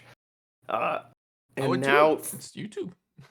yeah, fucking now it like, uh, yeah, now I have like Twitch that I like to watch. There's like a lot of places where I want to spend my time, but it's like I'm also grinding content. Like I think one of the shittiest things about like getting the stream off the ground or like getting my YouTube off the ground was just like it was just so much time and effort that you don't really know is going to be rewarded, like especially on YouTube. Like Oh I yeah. grinded for hours on that Amazon Games video. Like I don't think I've ever worked so hard on any project, and it literally has like 1,000 views. And that's funny. Like it's funny to me now because I'm like, well, that's the same thing for me. Like I have that's the way she goes. Yeah, like literally you put the most less effort ever into a video and maybe it pops off like that's for me. Like one short that I have is my most viewed video on YouTube, and I genuinely hate it. It is literally 3.5 million views on YouTube, and it's all about trying to get a girl on Omegle and me getting roasted about me being a pedophile. It's fucked. And it's a short. And it's like 30 seconds. Well, now 3.5 man, I gotta see this short. Holy shit. I'll send you the short after. But literally, it's like, dude, like also I gotta tell creators, like even I told Afghans this, invest into shorts. It's probably gonna get you more viewers, more subscribers than TikTok. But also you gotta realize on how to get that shorts algorithm right. And it's fucking crazy how crazy. some shorts pop off. Yeah. Like, have you seen that one guy? The one guy, it's very descriptive. The one guy. There's a dude, there's a lot of people, but there's this guy who's like probably one of the most popular shorts persons for doing it, and he's like just straight up react. Like it's just him, and there's a video below him, and he's like, oh, dude, no way they're about to do this right now. Oh, what's going on? Oh, he's like opening the package up. I wonder what's gonna be inside of that. Oh, dude, no way. Anyways, some shit like that will tilt me because I'm just like, I know you hate your life while you're doing this. Like, I fucking see through you. I see through you, and I know you hate this because no human being could do that for 5,000 shorts. And the only way, they do numbers. They do numbers. That's why they do it. But I'm like, the money wise for shorts is not good. Like literally, it's that's probably the thing. That's the thing, same though. amount Like, I'm getting it's from exposure. YouTube. Yeah, it's exposure more than money for shorts, hands down, from what I hear. Yeah. But man, do some shorts pop off? Holy shit! Like when you get a short that pops up, it pops off. Like literally, one of my is like 20K, one's like 5K, or like it varies. 3.5 million. Did you look? That's fucking crazy. Yeah, I think it did get on a trending page at least one part. It'd have to. Like that's so many. Like that insane. Like what was happening? Like literally, I posted it. I'm like, okay, cool. It didn't blow up until maybe like a week or two later. Like that's the funny thing that's too. The weird with part content. too. It's so weird that it blew up like literally later with shorts. So, the mystery of the algo. The algorithm. You don't know. You never know. Do you like paranormal stuff or no? What do you mean? Like, am I into like ghosts and shit? Nah. Like, I'm like willing to be like, maybe there's ghosts. I don't fucking know. But I'm like, nah. Like, I'm like more into like. But you're into horror stuff now. But that's but like horror stuff and like life is scary enough, man. There's a lot of scary people out there. You know what I mean? We got. I would say one of my favorite things I listen to this podcast called Small Town Murder, and it's just talking about like a case from a small town that's usually fucking insane. Like, like really, really small town. Like Red Deer? Yeah, like Red Deer. Like fucking some small town in like Arizona, and it's like it's a hilarious podcast because they talk about the absolute insanity that goes on around the case, right? Like murder isn't funny, but there's a lot of things around things that are very funny and insane that people do, right? And also like the dismount, like the plan after for a lot of people is so fucking dumb. Like it's just crazy. So anyways, like that's kind of what got me.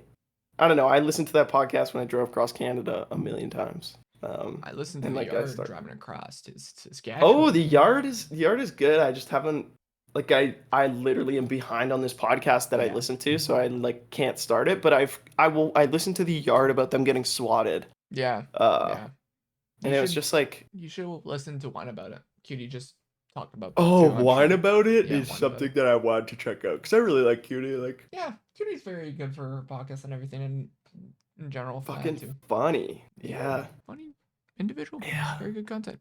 We got next is Atrioc Reacts Aspecticor Balloon Shanty. Sea shanty? I know this one. Oh my god, insane screenplay. Sorry, I'm just gonna refresh. The same things on repeat despite his chatters, please. Soon will the BFB come and mauled our streamer into the sun. One day when the popping is done, we'll take our leave and go. It was not just Einstein, you see, who knew the definition of insanity. Triarch does the same thing for 4 long hours or so. Huh. Soon will the BFB come and mauled our streamer into the sun. One day when the popping is done, we'll take our points and go. He could rely on Quincy's bow for a couple thousand pops or so. When Big A leaves alone, I think I don't remember. I guess this was probably. The time will come when our streamer places literally any other unit.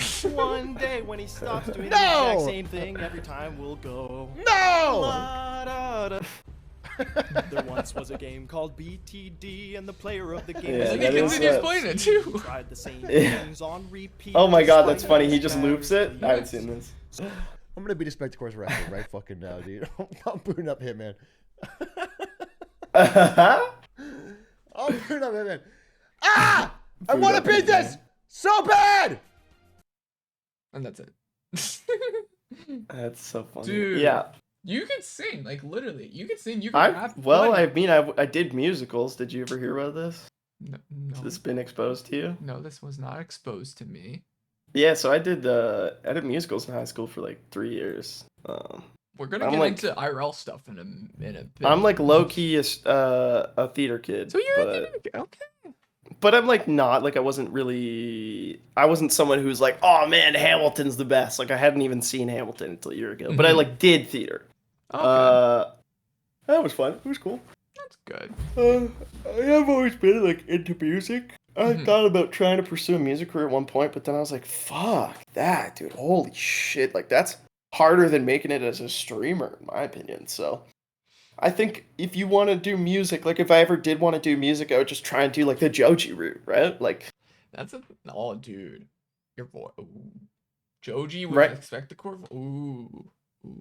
Yeah. well, it's just like I feel like it makes more sense for me to do like especially I just like I'm really into like I'm a gamer, dude. Like there's Okay. I fucking love playing video games. I love being able to do that in front of a stream. Like Mhm. the fact that I can like I wouldn't be able to play as much Hitman as I did if I didn't love it, you know? Yeah. Like I would be a much unhappier person during my stream. So like True. I'm just gonna my plan for like I'm planning to really sink my teeth into this Hitman grind even more. Nice. I'll be right back. I just gotta grab water because I Yeah, forgot to no grab it. problem. Alright, bring it back. Chat. How you doing? Unicorn Problem. Where am I? You're here. This is Specticore. This man is a living legend of the Hitman trilogy for speedrun and everything. My man has done wonders in everything. That's all I can say. How you doing, Unicorn? How you doing, Cloud? How you doing, Isra? If you're doing well. What's new with you guys? Yeah. We're just vibing. We're just interviewing the man, the myth, the legend, Specticore. It's been vibes. It's been good. We've been very much getting into his Twitch side of things, and then I just found out he did musicals. I did not know this, so this is new to me. We're gonna get into his personal life in a bit, and then, yeah, get to know him on a real basis level on how he came to be, everything in general. Like, why did he, yeah.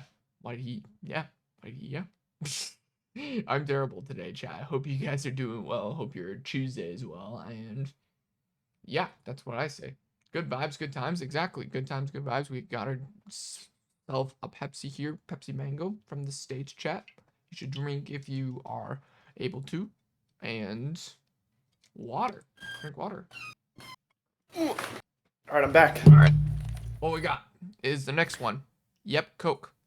The derivative that is used to make cocaine. Oh my god, this But is don't worry, ancient. your bottle of Coke doesn't include any coca leaves today, or maybe it does, or This no is one why really knows because Aatrox stopped drinking it, by the way. He used to drink this all the time back in the Second World War, but you notice how he never drinks Coca-Cola on stream? Fucking Atrioc old joke? Yes! That was one of my first clips that like ever Popped off. got more than like 4 views. Yeah. And I think it's so funny that like that's a clip. Like I don't know. I don't think it's an amazing bit, all right, but that's a little snapshot of early Aspecticor. Like Yeah. I was doing I was like reacting to stuff. I was doing a bunch of variety content, and it's like I think that content has the potential to do well if you're a bigger streamer. Mhm. But if it's just like I've given other people advice about this too. It's like, you know, if I didn't know me, a lot of the content like wouldn't have been good if you didn't know about my personality before. So it's like I kind of had to. There was a lot of learning that I had to do. But that's funny. That clip is a blast from the past. I had like long hair and shit. Yeah, I tried to find like an old clip of you. In general, wanted to spice that up and see like, hey, here's a little reference of an old clip of you, and then That does take me back. Like that was a long that was probably just a month or two after I started streaming. I think. Nice. And now we got Glizzy Man, H-Rock rap. This you know is what, a you know dude. what, This you know was what like money lets you do. Yeah, tell me. What was I felt so fucking dumb making this, dude. dude? Like, no, like It's what- funny no. because like I was thinking about like I was like a commerce Yeah. recently graduated from business. Like I really spent most of my time doing like operational management and data analytics. And like building slide decks and taking myself somewhat seriously. And so I like hadn't really allowed myself to be like goofy and just do something for fun like this that I enjoyed in so long. And when I made this, it was a total leap of faith. Like, fuck yeah, it was insane to me that it got received as well as it did. Like it really, 20,000 views. It's a good video here. yeah, sir. baby. Like, Yeah, baby. and the comments like were so sweet, dude. Like the comments were so nice. Like that's the thing about Aatrox's community. Like it was just like a bunch of people being super friendly. Like, anyways, the encouragement I received was insane off that vid, and it like definitely gave me so much momentum. Yeah, it was fucking.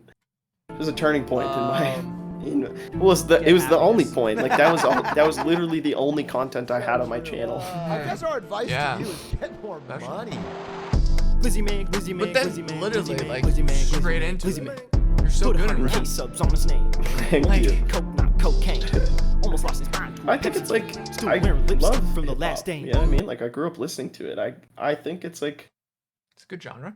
a really it's like world record. I think rapping is just such a fun and different art form. Like I think just fucking around with words, you know, is just so fun.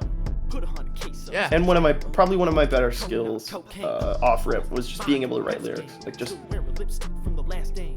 Gets a Like world honestly, record. like Frank. as for like YouTube, Twitch streamers go for rap, like I've know so many rappers and so many streamers that do rap and everything. Like I'm gonna be real, Aspecticor. You're probably my favorite now. If you're doing like this is like you like yes, it's see meme. funny. It's funny because like people, it's memey, but like yeah, I fucking you could vibe to this. You could listen to this in the car. That's what I like. I do music as well on the side. I just do hip hop and everything, but I don't do rap because I can't rap for Right. the hell of it. But like either way, this is something I would listen to the car because that's what I like to listen to. That's one of the things that like people I was most surprised by. People were like, I like this as unironically as a piece of music, and I was like, that's very funny to me. But I think I honestly like I remember being fucking horrified putting that video in his chat. Really? Oh yeah, dude, But yeah, I'd you never done roasted him anything. in rap form. Yeah, I guess so. I had never done anything like this. But the motherfucker's been accruing since the Stone Age. I'm a YouTube frog who's been lurking. Learn about the aforementioned jerking and twerking. Try to beat him, but that shit ain't working. Cause it's always dripping drown and he's fucking surfing. Glizzy man, Glizzy man, Glizzy man, Glizzy man, Glizzy man, Glizzy man, Glizzy man. Still put 100 subs on his name. Heard a few rumors about cocaine. Almost lost his Also, mind. I tried to find a clip of him saying work, twerk, and jerk. It's gone, man. It's a piece of Atrioc history, and it's gone. Still wearing lipstick from the last I day. know. Gets a world record in the last frame. Glizzy gang, Glizzy gang, Glizzy gang. Fucking up. But yeah, that's kind of what I got from YouTube, Twitch side of things, Instagram, Mhm. all the internet side of things. But you need to work on Instagram, Twitter. I need to like make one, yeah. Yeah, I and literally don't. I don't have one. well, yeah, you need to make one. But That's step one. that's step one. Next, actually, have people follow. Step two, but Yeah, step two. step two, and then step three, profit. Mm-hmm. Yeah. So now this is the part where we got into IRL stuff. So like, how was like life growing up, like your childhood? Like, was it good? Was it bad? Like, tell me. It's good. I like grew up in the Deer. Like I grew up in a small town. I like literally have wanted to make content since I was like 12. Oh. Like I have wanted to do this for so long, and I think yeah, just because of like, you know, my background and shit, like I wanted to go into business in university, and I feel like maybe now knowing that I could try streaming, and maybe I don't know if I would do business as my whole degree. Like I think I really enjoyed a lot about it, and there's a lot within my business degree that I really liked. But like I think yeah, I didn't really grow up around people who would ever see content creation as like a viable thing. Like I'm not even talking like my family, just like like my friends or like who I grew up with. Like it wasn't I was the only person I knew who was as into content creators as I was. So like, even in high school, whenever I thought about it, I just never really had anybody to bounce ideas off of or do shit like that. And even continuing it on into university, like I wanted to stream Rocket League and I was just doing business and I just could not I just like really struggled, especially even until university, to find a community that I related with until I found the esports group at Queens. And then I sort of realized that there was a lot of work and effort that goes into these worlds. There's a lot of community that gets built up. And I joined the Rocket League team at my university. And it was like then when I realized, I was like, holy shit, like there is a sense of community and belonging to be found in these spaces. And even though it was just like a minor part of my life, like all I did was I played on the like second string Rocket League team for my university for like 2 years. Yeah. And it was just so eye-opening. I was like, wow, like there are other people out there who are functioning human beings who also have the same passion for gaming and esports and content that I have. Mm-hmm. So I think I was really like, even like my housemates who I'd lived with in uni I just didn't have anybody, very many people in my life who understood how important content could be to me. Yeah. And like how important gaming could be to me. And then I sort of found a community in Queens, and then I found I found Ludwig first, and then I found Stans and Atrioc, and I realized I was like, yeah, there are. I finally felt like I could have found a group of like-minded people, and that was really exciting. Nice. And so to like, grow up in a fairly conservative environment, and then end up making a fucking I don't even remember the Gucci Gang parody was like a big journey for me in being able to just be like just willing to try. Like it's a huge risk, especially for someone like me. Like I don't like to half-ass things. I don't like to fail. Like I like to really try, and I also like to have very strict guidelines on what success looks like for me, Definitely. And so I knew that whenever I tried to do content, I was going to give it a really hard try, and I was also going to have high expectations for myself. And so I kind of pushed it off because I was worried that I would try to do it and just fail. And I think I tried to make a Blender channel, like a 3D modeling channel the year before in 2018. Ooh. And it's like there's like a couple videos on there. I think I made like random fucking gaming clip compilation videos and like Blender videos. Ooh. And it never popped off, obviously. Yeah. But that was like my first foray into content. So anyways, I would say like, I'm like very fortunate to have all the support that I do in my life.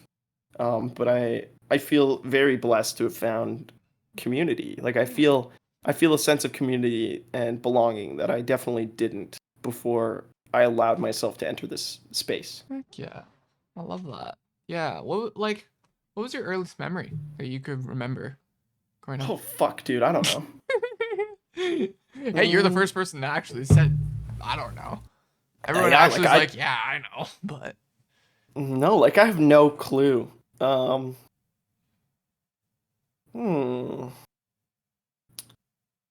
Yeah, I can't don't say really- mine's too TOS-y, so mine's too dark. Yeah. Mine's like I don't even think I really like mine's just boring. Like I just remember like going to school in the morning or something. And I just remember, yeah, like that's it. Like Damn. mine's fairly boring. Yeah. Well, that's like my second memory too. Like mine's like that. Going to school. Yeah, like just, first like- day of school, I think, ish. Mm. Something along those lines. Suddenly like being conscious as a human being. Man, memory now. Yeah, it's like oh shit. What's the worst, like, what's the deepest, darkest memory or big event that has impacted your life? Expecticor. Oh god, I don't know. I'm like not the type of person to talk about that. That's why I asked this at the start of the stream. Like, hey, what makes you like? I You would don't say know. like I'm willing to be vulnerable, but I just Mhm. feel like like I'm not far enough removed from things in my life to What do you be mean by like that? you can talk about things that happened like a long time ago with Yeah. people that are dead and whatever, but like I feel like when like I don't know, I'm just like still navigating so many relationships in my life that I'm like very hesitant to talk about it, if that's fair. Okay, that's fair. I get that. Okay. What's okay? How about like, is there anything like? Do you keep a journal that you write about like life stuff, like what you're going through life or anything? No, today? I'm not a No? journaling type of person. No. I'm very bad at that. Like I should be, but I Mhm. just don't. Yeah, I should too. Like so many people is like, oh yeah, you should start a journal. Like so many people have told me after high school and university, it's like, you got to work on yourself, work on a journal. I'm like, no, I'm not like, no. It's such a daunting task for me. I'm Right? like somebody who really hates routine. But I Mm-hmm. recognize that it would probably be like a super effective method of Yeah, self-care. resolving your own thoughts and Mhm. like there are things in your mind, you're presented with an idea and Yeah. you got to simmer it over and different parts of you will say one thing and other parts of you will say another thing, and your opinion and where you end up is a result of these tiny little conversations that you have with like alternate versions of yourself, sort of. That's like I subscribe to the theory that like the mind is just a bunch of different components working together. You have like the inner child, blah blah blah blah blah blah. Okay.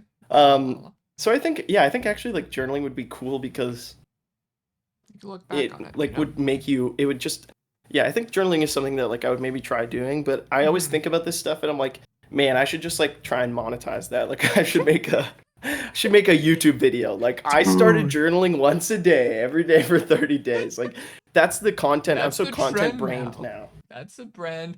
What did I do Yep. this day for 30 days? Might as well start this journey chat. Let's start journaling. Yeah. Monetize this, Yeah. What's a misconception that people have about you that's on Twitch? Ooh, that's a fun one. Yeah. I would say people don't think I'm like especially if I'm doing like a bit with somebody, like if I'm on like Atriox stream, like people will think I'm less chill than I am. Like they'll think I'm like very high energy, like aggressive. People just get that vibe anyways, I think, just from like looking at me. I don't know what it is, but I think the biggest misconception is that I'm like more like high energy than I am. Like if you actually show up to my stream, it's a pretty chill affair most times. Yep. That's one. I haven't really had any like bad misconceptions Okay, that's about me. good. Like I haven't really had people perceive me in a way that I don't like, but I also haven't had that many people perceive me. So that's Yeah, it that's comes with the territory. it is what it is.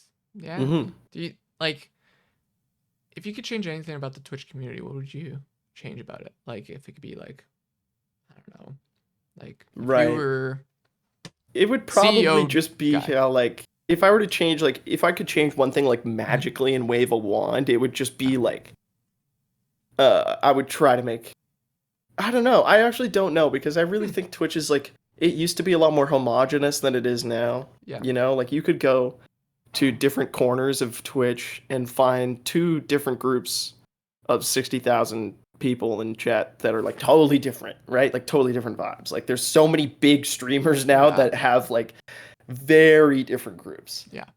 What I would change about Twitch? God. Oh, there's so much like there's so many things I love about the platform and the service. Bring host back. That's what I say. Bring what? Oh, you don't. Oh yeah, you just woke up, so you wouldn't know. They're killing hosts. They're killing hosts. Yeah, so literally auto host and that they're rebranding it and everything. You can't host someone now. Can you raid people? You can raid people.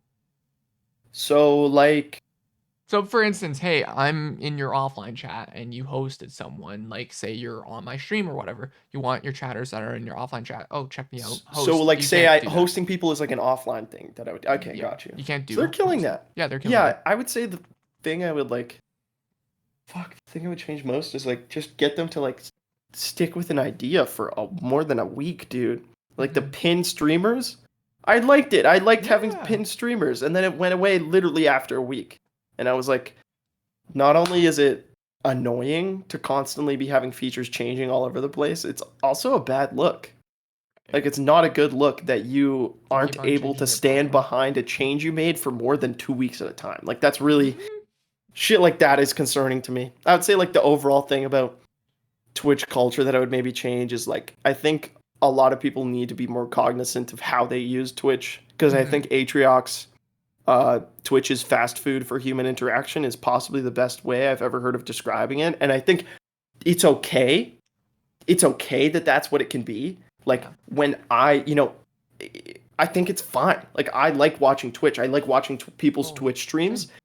I think you just need to like, like people just need to realize that like this is filling a social interaction need Mhm. for me, right? Because it's very easy to neglect other connections that you have in your real life because they're much harder to maintain.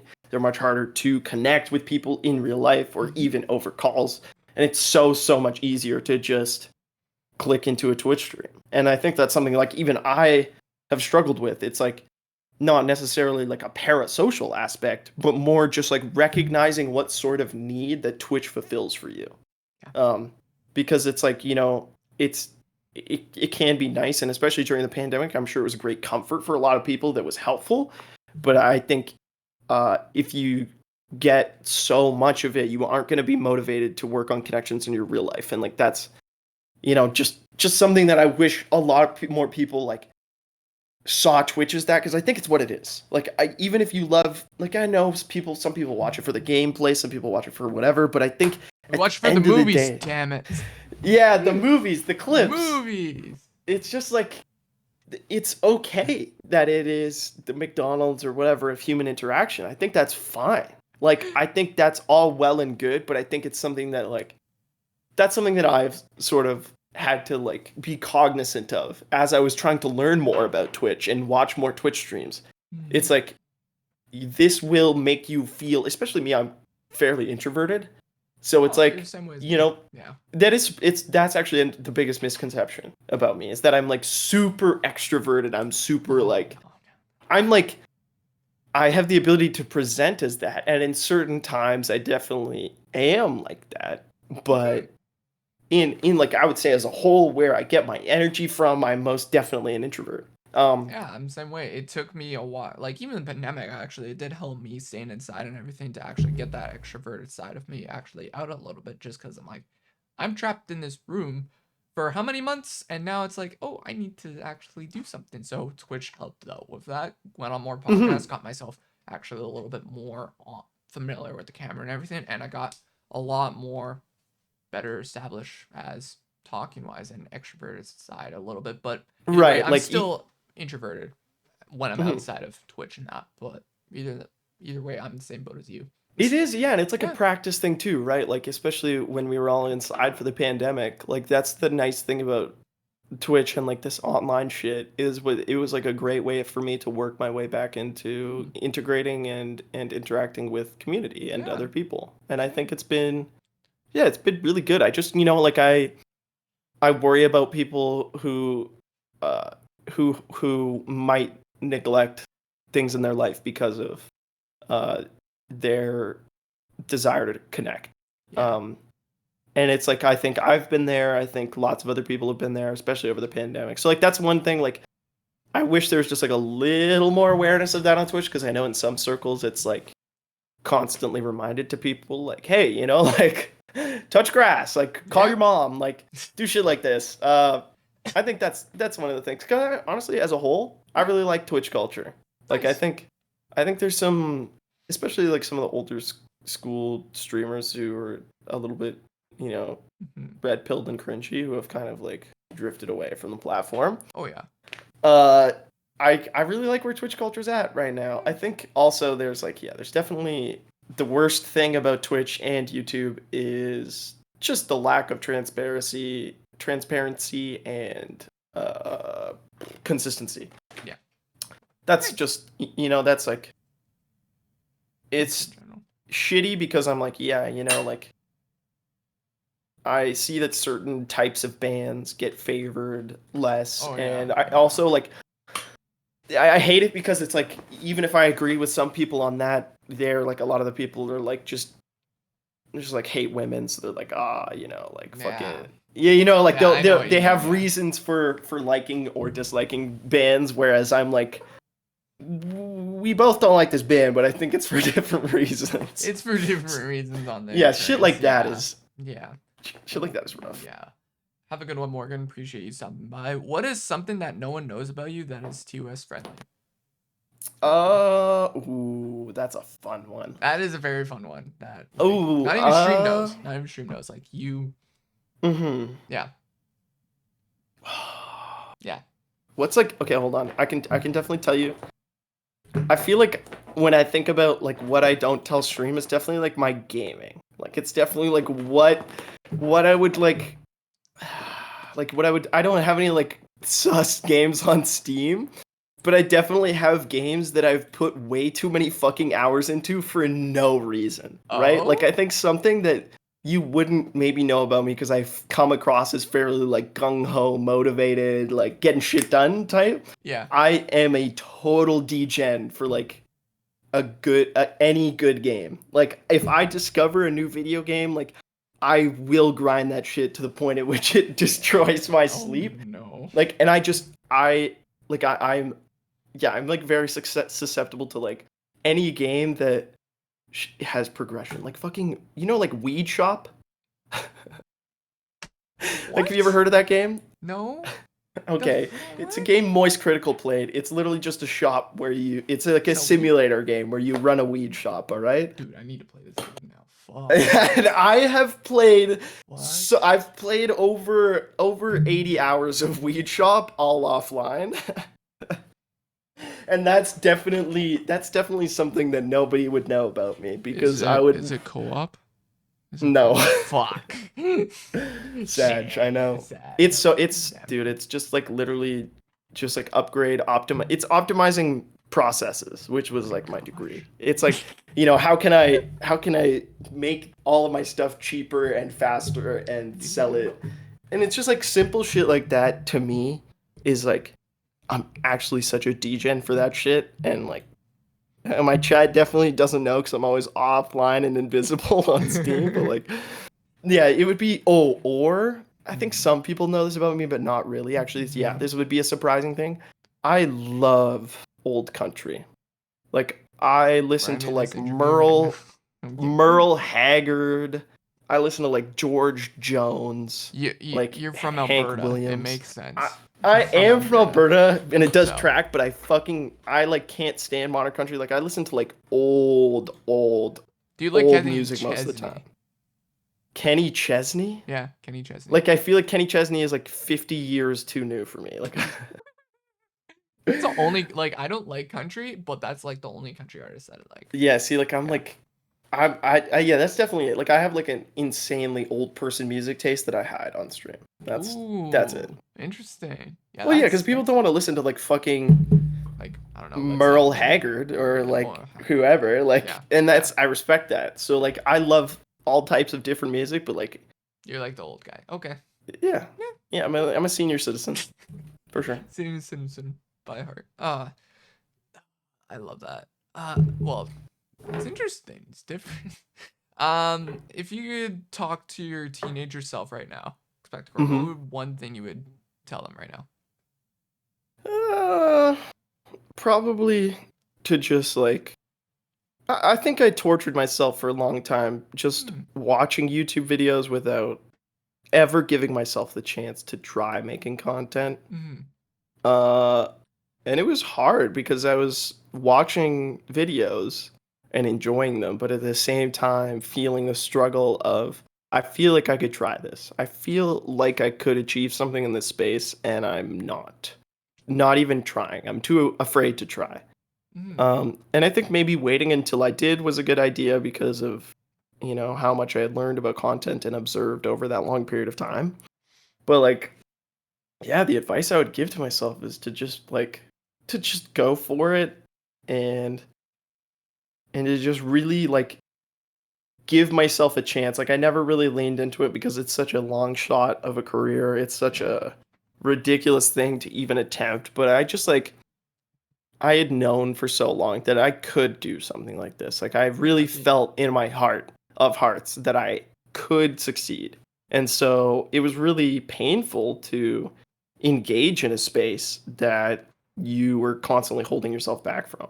And so like that would be the thing I would tell myself is like just either don't worry about it and just try and learn and try and enjoy it and recognize that you can tackle this when you're ready, or just go for it. Because I fucking would be like, you know, I'd have sleepless nights thinking about how badly I wanted to do this and how badly I had wanted to do this. And even just giving myself the chance to try was like one of the most freeing things I've ever done for myself. And like definitely one of the most helpful things in terms of making me feel satisfied with my life is like knowing that I gave it a try. Yeah. Yeah. And wherever it goes from here, it's like I tried really hard and I did my best, and that is something that I wish I had not put so much pressure on myself to do perfectly. You know, like I could have made content for years before this, and a lot of it might have been bad, but I think I would have learned a lot. So it's like, yeah, just be less afraid to fail, man. Fuck. Wow. That would be it. That's for good, sure. Yeah. Like I'm in the same boat as you, but I created content literally right out of middle school. So right out Oh, of that's middle so school. funny. I know it's so funny, but also it's just like, damn, I pursued this content creation since middle school, and it's been like pretty hard and just terrible at the same time. It's just like it's so hard. It's actually, yeah, like it's unbelievably, yeah, there's nothing else where you put your heart and soul into it as much, and it can just go totally any fucking which way, right? Like it's a total, especially with like YouTube and stuff. Like YouTube's such a lottery, it's crazy. And to trying to learn as like a small content creator is so hard because, you know, like I watch big content creators. Like when I first started streaming, it's like, how the fuck do I stream? Like I don't know how to do this. Like I'm used to seeing like fucking thousands of people in a chat, or like I would be able to leverage them to, hey, Twitch plays a game, right? But like I had to do a lot of, yeah, it's been a fucking, I'm still learning every day. Yeah, Yeah, like, it's a journey. You're learning, I'm learning, we're all learning as we go, and we're still continuing to thrive and like grow ourselves as creator. Like I'm probably the same boat as you for what to tell my older self as for content creation goes, is like you're gonna have those bad days, you're gonna have those good days, but also just have fun with it, because you're gonna make it somehow, some shape or form probably, but like it's not gonna be today, but it will be at one point. I would tell that individual. That's what I would tell mine. To give it hope. maybe possibly. You never know. Yeah. Yeah. What's a message you want to live on before you die? Expector. Live on? Yeah, like if you wanted to be like, yo, what's like your message that you want to tell people before you die? You know? Oh, okay, got you. Like, what would be the thing I most want to get across Yeah. to people? Well, that's a lot of things, man. But I think it generally just comes from a place of like, I just want, I don't know. I just want people to coexist, and I really like struggle with how to go about that because, if you want to create a tolerant society, you have to be intolerant of the intolerant. So Mm-hmm. it's like I really struggle with like organized religion and shit like that because of how it's impacted a lot of people. So like I struggle to find a single unifying message other than to like just fucking I don't know, honestly. Like that's something I think that I'm figuring out right now about myself. Is like, what do I most value? Like I would tell people to accept one another and love one another as I think that's something that everybody wants. But like as to a particular piece of advice about living, I think I'm still working on it. That's fine. I think I that. think I'm developing it. That's good. Like I respect that answer. It's better than actually someone giving me an answer because I know that you're still learning and everyone is, and even Yeah, myself. like I'm still really finding out what like I this. value in life. Yeah. Like that's like your early 20s, man.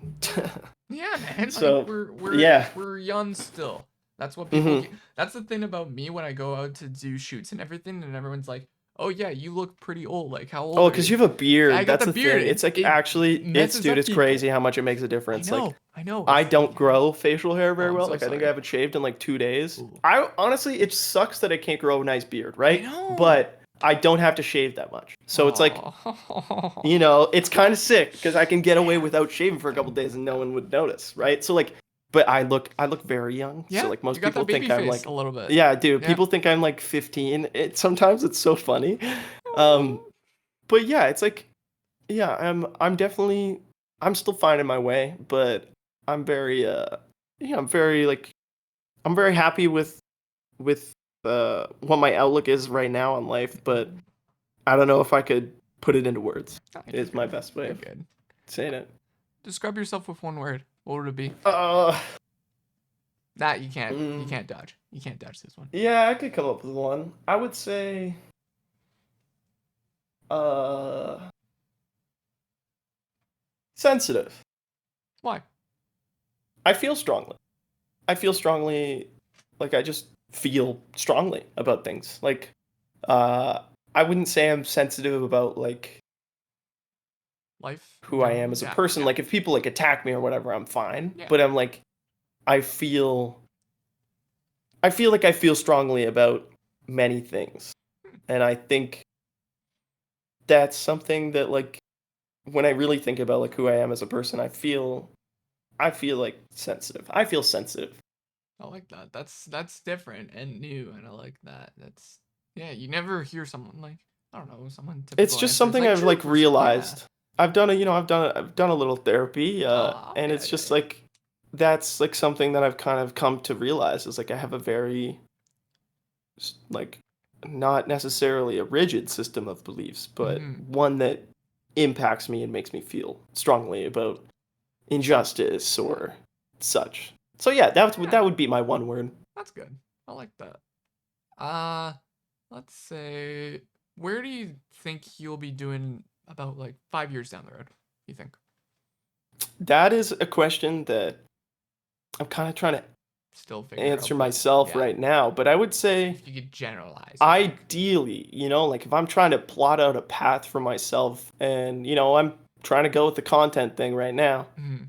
I would love to be working for some type of org in gaming, like maybe like how Stans is with Gen G as a content creator, used to be a general manager. Yeah. I would be really interested in digging my teeth into the scene a little bit more, like in terms of esports and the whole content thing in the future. Like maybe doing some actual work with companies eventually. But That'd be dope. man, like if I had to shoot for the stars in 5 years, I'd say I'm like doing huge numbers on YouTube and Twitch and doing something with content that is supporting me and is playing off my skills. Like that's where I would like to be. Nice. I like that. And I honestly know that like life is just, especially now and with, I really have no clue where my path is going to take me. And who you meet along the way and it's just, life is crazy like that. And especially in this area of, like in this industry, who knows what I could be doing if, and say 30 days from now or 25 days from right? now or Like next hour. who wants to work with me on something like, maybe some org sees me and is like, oh, like I have no fucking clue, and trust me, I'm not holding my breath. But like I am kind of open to the idea that this will probably not take the path. Well, it's not. It's just like it's never going to be like you expected. Like especially as a content creator, like I had no fucking idea what was going to happen next, and whenever I thought I knew where stuff was going, it always went differently. And yeah, so like but in 5 years it would be cool to maybe be like working on something other than just my own content. But who knows? Cool. That'd be really cool. Yeah. I love to see like Spectacor and esports in some. I'm the same Right? way. Like Yeah. I don't know where I'm gonna be in 5 years. I generally think I'm gonna be out of Manitoba. I'm gonna say that right now, but also in some point of like, I don't know. I'm at least gonna be moved out. I know that for a fact. Yep. But like somewhere. I don't know. I just know Yeah. I'm also in the radio side of things, so maybe full-time radio or maybe something like Right. content creation, maybe helping out background stuff. I don't know. I generally don't know. Exactly, like something like that. Like I've always thought about like casting, like Rocket League, but like Oh yeah. that's like such a pipe Course, dream that's for me, you know what I mean? And like I also haven't Commentate. been that into RL, but like I feel like if I were to diverge randomly, I would want to go towards some sort of like like the production of esports would be cool. Yeah. I think that's, That'd be and so again, cool. like I haven't really thought about this at all. Like I just kind of grind out day to day, like especially before subathon, man. Like I would like wake up, edit for like 10-12 hours, Yeah. like sleep, get up, stream, and then edit after. Like I was the same way so with you like last year or so. I was basically Oh the yeah, same thing. it's It like was, it's like a long hours of editing and it's just like yeah, editing Oh. is such a time sink, and it really like it impacted my ability to plan out into the future because I just couldn't see the forest for the trees and was just so focused on this project. So like now I'm sort of in the place where I can take a little bit of time and try and figure out where I'm going with stuff. Exactly. And that's what I'm gonna do. Sorry, I have to pee again. I'm the worst. You're good. Actually, I got BRB. only like one question for you left. Okay, yeah, sure. One You wanna question. just hit me with that? I'll be alright. If you could talk to yourself from a year from now, what would you tell him? Like future self. Yeah, just future self from 1 year, like right now. Oh, Think of a okay, year right so, now. like, Like, if we're doing this reminding again, myself. if we're doing this again next year, what do you want to tell him? Probably to like, I don't know what a year from now me would be like, in terms of whatever content success or failure I would see, but like, I think I would want to remind myself of why I wanted to do this so badly. And it's to like at the end of the day, like what really motivates me to like cultivate a community, like work really hard on making sure that my Discord is good and like taking the time to do everything that I can to make my community an open and accepting space for people that don't normally have that space. Like that's just like all I ever wanted as someone who played video games a lot was to feel like just safe and normal and not judged as a queer and slightly effeminate man.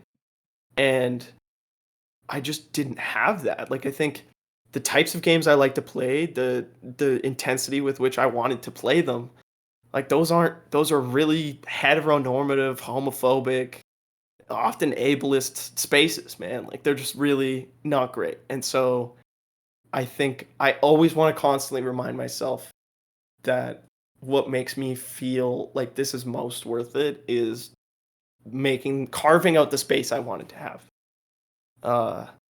I really like, I know it sounds silly to like think that community could be felt in that kind of digital online way and that it could impact someone, but for me it was like, oh, it meant the world to me when I saw creators like Atrioc or Stans just taking the time to like acknowledge non-binary people, or taking the time to talk about queer issues, or just, you know, congratulate someone for coming out. Like just those little things made me feel like, oh, like that was so special. And I'm not even non-binary, I'm just bi. But just to see a space that was so gamer, so fun, so not afraid to make crazy, wild jokes that are dark and yada yada, just to see a space that was accepting and actively accommodating was what inspired me, and like is definitely what I would want to remind myself of in the future, is to always try and make that happen, because it really could impact people's lives. Like you asked me if I've impacted people's lives with content, and I'll never really know, but I know that it impacted me a lot. You know, like it just to get the sense that there were other people out there who valued these things and were gamers is just like, you know, it was a sense of community that has given me so much energy and confidence and has been just wonderful to me. And that's like the way I want to most give back. And that's my dream. That's what I want. I want someone else to feel like. That's a good dream. Well, Expecticor, thank you so much for coming. Who do you want to raid? Oh God, you choose. All right, You choose. You Nah, this is the guest thing though. Oh shit, I don't know. Okay, I just found someone. Let's raid the Veil. Veil? I Okay. love the Veil. Okay. Well, Expecticor, thank you so much for coming by. Appreciate it. No Go worries. pee. And basically, thank you so much. I hope you're down to do this again next year. And Yeah, that'd be fucking cool. Oh my God. Cool just to see that. Damn, just popped in and dude, LT, I'm sorry. What a valet. Well, I know. Right? But dude, we'll talk. Yeah, thanks for having me on. So much. Best of luck, and yeah, send Vale some love. I'll send Vale love, and we need to talk about Twitch comment. I'll hit you up about photos and everything. Yeah, that'd be cool because there's gonna be a lot of, man. It's really, I'm really excited to meet people at TwitchCon. I'm also like 5'9", so like I'm gonna be so short. Like, who that is so 5'9", buddy. I'm 6'2". Yeah, dude, it's like everybody is, man. It's like Hudat is like 6'4". 6'4"? Like, oh no. Hudat is so like Hudat like might be 6'5". Like Hudat's tall. I'm gonna be so small. I know. He's gonna be literally Zoya level, like giant, and be like, yo. Yeah, maybe I'm lying and he's only 6'3", but well, no, we will find out at Twitch. We'll find out. That's what's gonna happen. But all right. Anyways, thanks for having me on. Have a good one. Peace out. Peace out. Peace. Bye. Bye.